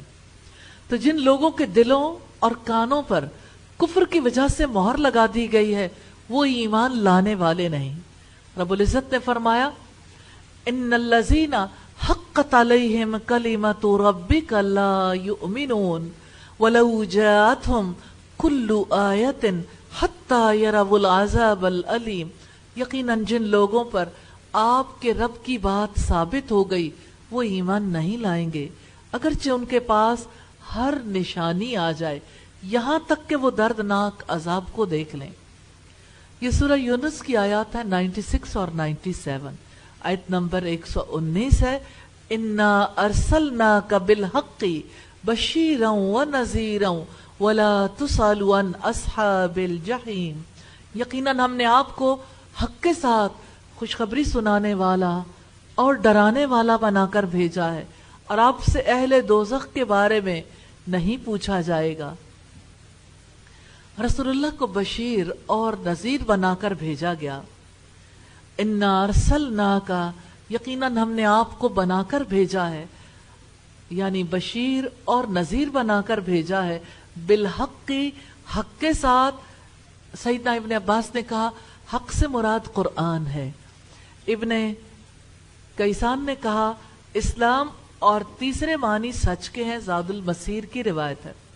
اس میں گواہی ہے کہ محمد رسول اللہ صلی اللہ علیہ وسلم اللہ تعالیٰ کے رسول اور حق ہیں، اور حق سے مراد دین اسلام ہے جو قرآن و سنت کا نام ہے۔ وَبَشِيرًا وَنَذِيرًا، خوشخبری سنانے والا اور ڈرانے والا۔ بشیر سے مراد ہے جنت کی خوشخبری سنانے والا، اور نذیر سے مراد ہے جہنم کا خوف دلانے والا۔ ابن عباس نے کہا جنت کی خوشخبری دینے والے اور آگ سے ڈرانے والے، مومنوں کو ثواب کی خوشخبری دینے والے اور کافروں کو عذاب سے ڈرانے والے ہیں۔ بشیرہ یعنی آپ اس شخص کو دنیا اور آخرت کی سعادت کی خوشخبری سنانے والے ہیں جس نے آپ کی اطاعت کی، جس نے آپ کی اتباع، آپ کی پیروی کی۔ وَنَذِيرًا، اور اس شخص کو دنیاوی اور اخروی بدبختی اور ہلاکت سے ڈرانے والے ہیں جس نے آپ کی نافرمانی کی۔ یہ روایت تفسیر سعدی کی ہے۔ تو اللہ تعالیٰ نے اپنے نبی کو بشیر اور نذیر بنا کر بھیجا۔ صحیح بخاری کی روایت ہم اس حوالے سے دیکھیں گے 4838 نمبر پر۔ سیدنا عبداللہ ابن عامر ابن عاص نے بیان کیا کہ یہ آیت جو قرآن میں ہے، سورہ الاحزاب کی آیت نمبر 45، یا ایھا النبی انا ارسلناک شاہدا ومبشرا ونذیرا، اے نبی بے شک ہم نے آپ کو گواہی دینے والا اور ڈرانے والا بنا کر بھیجا ہے۔ تو نبی کریم کے متعلق یہی اللہ تعالیٰ نے تورات میں بھی فرمایا تھا، اے نبی بے شک ہم نے آپ کو گواہی دینے والا اور بشارت دینے والا اور ان پڑھوں کی حفاظت کرنے والا بنا کر بھیجا ہے۔ آپ میرے بندے ہیں، میرے رسول ہیں، میں نے آپ کا نام متوکل رکھا ہے۔ آپ نہ بدخو ہیں اور نہ سخت دل، اور نہ بازاروں میں شور کرنے والے، اور نہ وہ برائی کا بدلہ برائی سے دیں گے بلکہ معافی اور درگزر سے کام لیں گے، اور اللہ تعالیٰ ان کی روح اس وقت تک قبض نہیں کرے گا جب تک کہ وہ کج قوم یعنی عربی قوم کو سیدھا نہ کر لیں، یعنی جب تک وہ ان سے لا الہ الا اللہ کا اقرار نہ کرا لیں۔ بس اسی کلمہ توحید کے ذریعے وہ اندھی آنکھوں کو اور بہرے کانوں کو اور پردہ پڑے ہوئے دلوں کو کھول دیں گے۔ وَلَا تُسْأَلُ عَنْ أَصْحَابِ الْجَحِيمِ، اور آپ سے اہل دوزخ کے بارے میں نہیں پوچھا جائے گا۔ اب صلی اللہ علیہ وسلم سے یہ بات کہی گئی کہ اگر لوگ ہدایت قبول نہ کرنے کے نتیجے میں دوزخ پہنچ جاتے ہیں تو آپ سے یہ نہیں پوچھا جائے گا کہ وہ ایمان کیوں نہیں لائے۔ رب العزت کا فرمان ہے فَإِنَّمَا عَلَيْكَ الْبَلَاغُ وَعَلَيْنَا الْحِسَابُ، تو بلا شبہ آپ کے ذمے صرف پہنچا دینا ہے اور ہمارے ذمے حساب لینا ہے۔ یہ سورہ الرعد کی آیت نمبر 40 ہے۔ بڑی اہم آیت ہے، آیت نمبر 120، وَلَن تَرْضَ عَنْكَ الْيَهُودُ وَلَا النَّصَارَى حَتَّى تَتَّبِعَ مِلَّتَهُمْ قُلْ إِنَّ هُدَى اللَّهِ هُوَ الْهُدَى وَلَئِنِ اتَّبَعْتَ أَهْوَاءَهُمْ بَعْدَ الَّذِي جَاءَكَ مِنَ الْعِلْمِ مَا لَكَ مِنَ اللَّهِ مِنْ وَلِيٍّ وَلَا نَصِيرٍ۔ اور یہودی اور عیسائی آپ سے ہرگز راضی نہیں ہوں گے یہاں تک کہ آپ ان کی ملت کی پیروی کریں۔ آپ کہہ دیں کہ یقیناً حقیقی ہدایت تو اللہ تعالیٰ کی ہدایت ہے، اور یقیناً اگر اس علم کے بعد جو آپ کے پاس آ چکا آپ نے ان کی خواہشات کی پیروی کی تو اللہ تعالیٰ سے بچانے میں نہ آپ کا کوئی دوست ہوگا اور نہ کوئی مددگار۔ رب العزت نے نبی صلی اللہ علیہ وسلم کو خبر دی، وَلَن تَرْضَ عَنْكَ الْيَهُودُ وَلَا النَّصَارَى حَتَّى تَتَّبِعَ مِلَّتَهُمْ۔ یہودی اور عیسائی آپ سے ہرگز راضی نہیں ہوں گے یہاں تک کہ آپ ان کی ملت کی پیروی کریں، کیونکہ وہ اپنے دین کو حق سمجھتے ہیں، اس لیے آپ انہیں خوش کرنا چھوڑ دیں، آپ ان کی خوشی کی خاطر اپنے طریقے کو نہ چھوڑیں، اپنے طریقے کو ان کے مطابق نہ بنائیں، لیکن اللہ کی خوشی کے لیے انہیں حق کی دعوت دیتے رہیں۔ یہ ایک دلیل ہے کہ یہود و نصارہ کے پاس ہدایت نہیں ہے، ہوائے نفس ہے، نفس کی خواہشات ہیں، اور وہ دوسروں کو بھی خواہشات کی طرف بلاتے ہیں، اور اس میں امت کے لیے شدید وعید ہے کہ اگر قرآن و سنت کا علم آنے کے بعد یہود و نصارہ کا راستہ، ان کا طریقہ اپنائیں گے تو اللہ کے عذاب سے اس امت کو کوئی نہیں بچا سکتا۔ یا اللہ ہمیں اپنے عذاب سے بچا لینا۔ یہاں سوال یہ پیدا ہوتا ہے، یہودی اور عیسائی مسلمانوں سے راضی کیوں نہیں ہو سکتے؟ حسد کرتے ہیں۔ انسان جس سے حسد کرتا ہے نا، اس سے آخر کیسے راضی ہو سکتا ہے؟ سوال یہ پیدا ہوتا ہے، وہ کون سی واحد صورت ہے جس میں یہودی اور عیسائی راضی ہو سکتے ہیں؟ صرف ایک قیمت ہے کہ مسلمان ان جیسے ہو جائے، ان کی ملت کی پیروی کریں۔ ایک اور سوال دیکھیں گے، کیا آج کے دور میں یہود و نصارہ کو راضی کرنے کی کوششیں کی جا رہی ہیں؟ جی ہاں، کہیں دین کا نیا ایڈیشن نکال کر، کہیں ان کی پالیسیز کے مطابق چل کے۔ کون نہیں جانتا کہ ہم معیشت میں کس کی پالیسی پہ عمل پیرا ہیں؟ کون نہیں جانتا کہ ہم ایجوکیشن میں کس کی پالیسی پہ عمل پیرا ہیں؟ کون نہیں جانتا کہ ہم سیاحت میں بھی ان کی پالیسی پہ عمل پیرا، یعنی جس بھی فیلڈ میں لے لیں پالیسی پیچھے انہیں کی ہے۔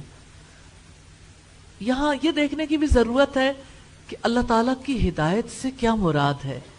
رب العزت نے فرمایا، قُلْ إِنَّ هُدَى اللَّهِ هُوَ الْهُدَى، آپ کہہ دیں کہ یقیناً حقیقی ہدایت تو اللہ تعالیٰ کی ہدایت ہے۔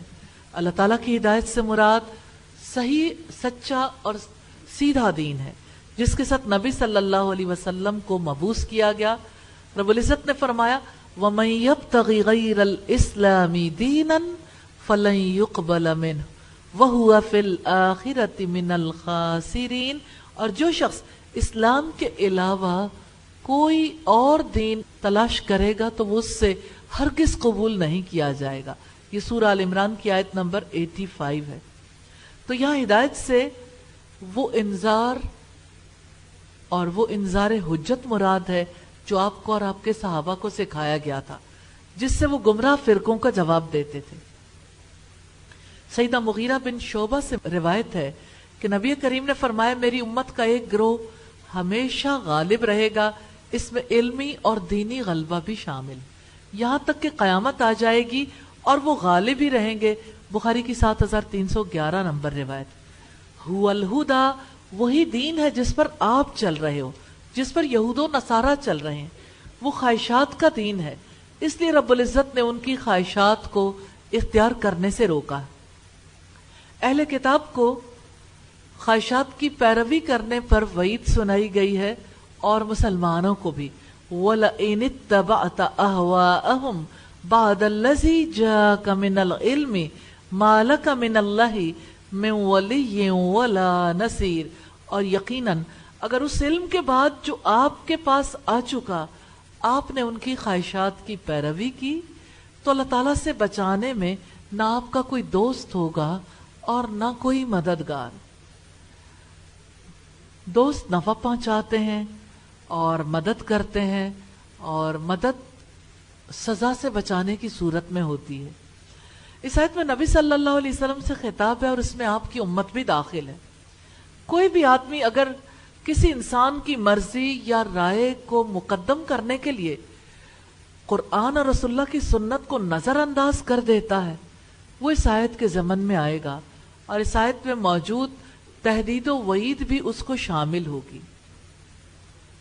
آیت نمبر 121 ہے الذین آتیناہم الکتاب یتلونہ حق تلاوتہ اولئک یؤمنون بہ ومن یکفر بہ فاولئک ھم الخاسرون۔ جن لوگوں کو ہم نے کتاب دی وہ اسے پڑھتے ہیں جیسا کہ اسے پڑھنے کا حق ہے، وہی لوگ اس پر ایمان رکھتے ہیں، اور جو اس کے ساتھ کفر کرتا ہے تو وہی لوگ خسارہ اٹھانے والے ہیں۔ یہاں بات ہے حق تلاوتہ۔ سوال یہ پیدا ہوتا ہے حق تلاوت سے کیا مراد ہے اور کون لوگ ہیں جو تلاوت کا حق ادا کرتے ہیں؟ رب العزت نے فرمایا الذین آتیناہم الکتاب، وہ لوگ جنہیں ہم نے کتاب دی، اس سے مراد اہل کتاب کے نیک لوگ ہیں۔ یتلونہ حق تلاوتہ، وہ اسے پڑھتے ہیں جیسا کہ اسے پڑھنے کا حق ہے، وہ قرآن کی پیروی کرتے ہیں جیسا کہ پیروی کرنے کا حق ہے۔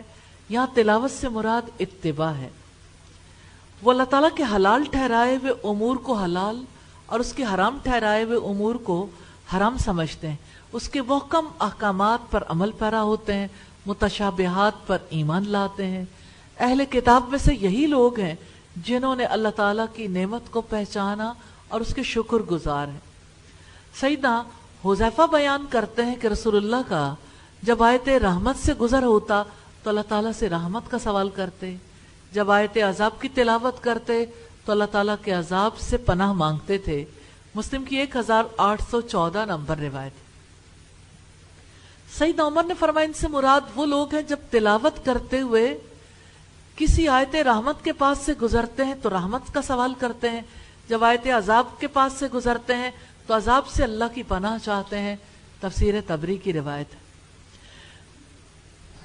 تلاوت کے حوالے سے ہم دیکھتے ہیں تلا یتلو تلون اور تلا یتلو تلاوتن، یہ یعنی ایک ہی روٹ سے اور یعنی ایک ہی کام کے لیے دو روٹ جو ہیں وہ یوز ہوتے ہیں۔ جب تلا یتلو تلون سے آتا ہے تو اس کا مطلب یہ ہے کہ اتباع کرنا، پیچھے چلنا، اور تلا یتلو تلاوتن سے مراد تلاوت کرنا۔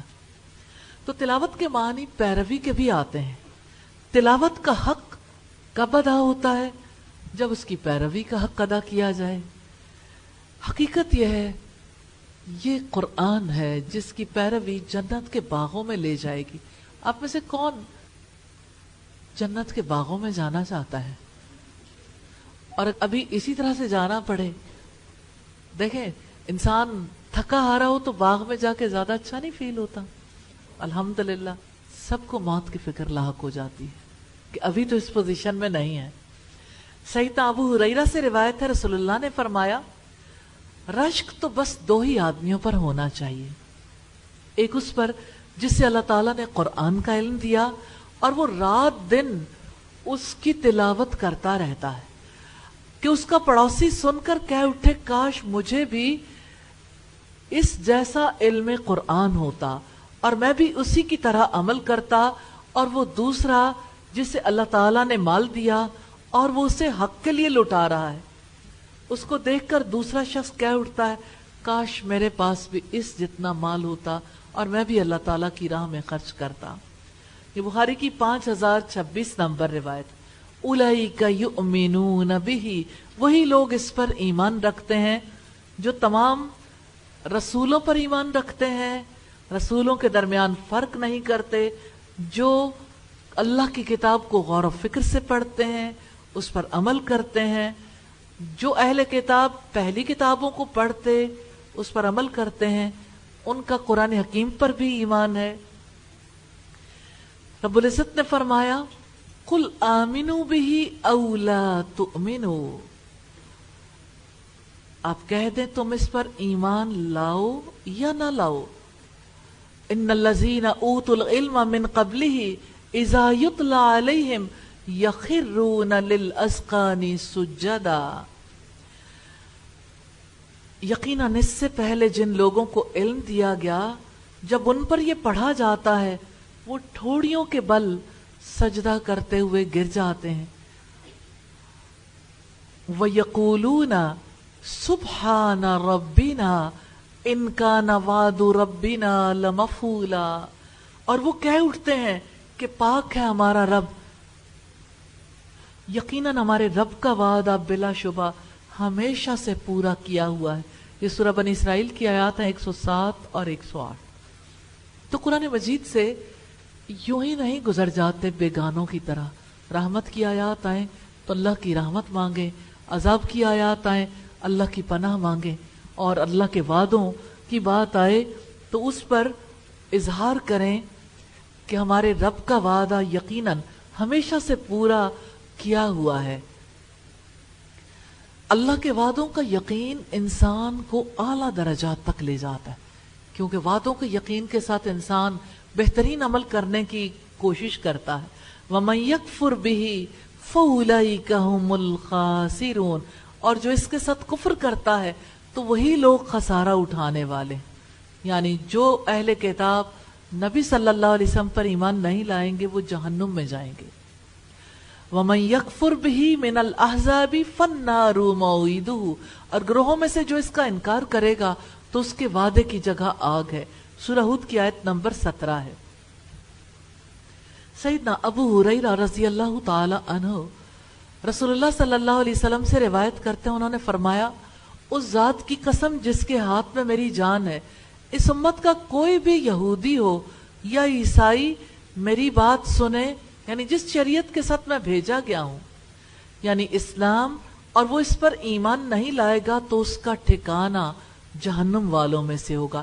مسلم کی 386 نمبر روایت۔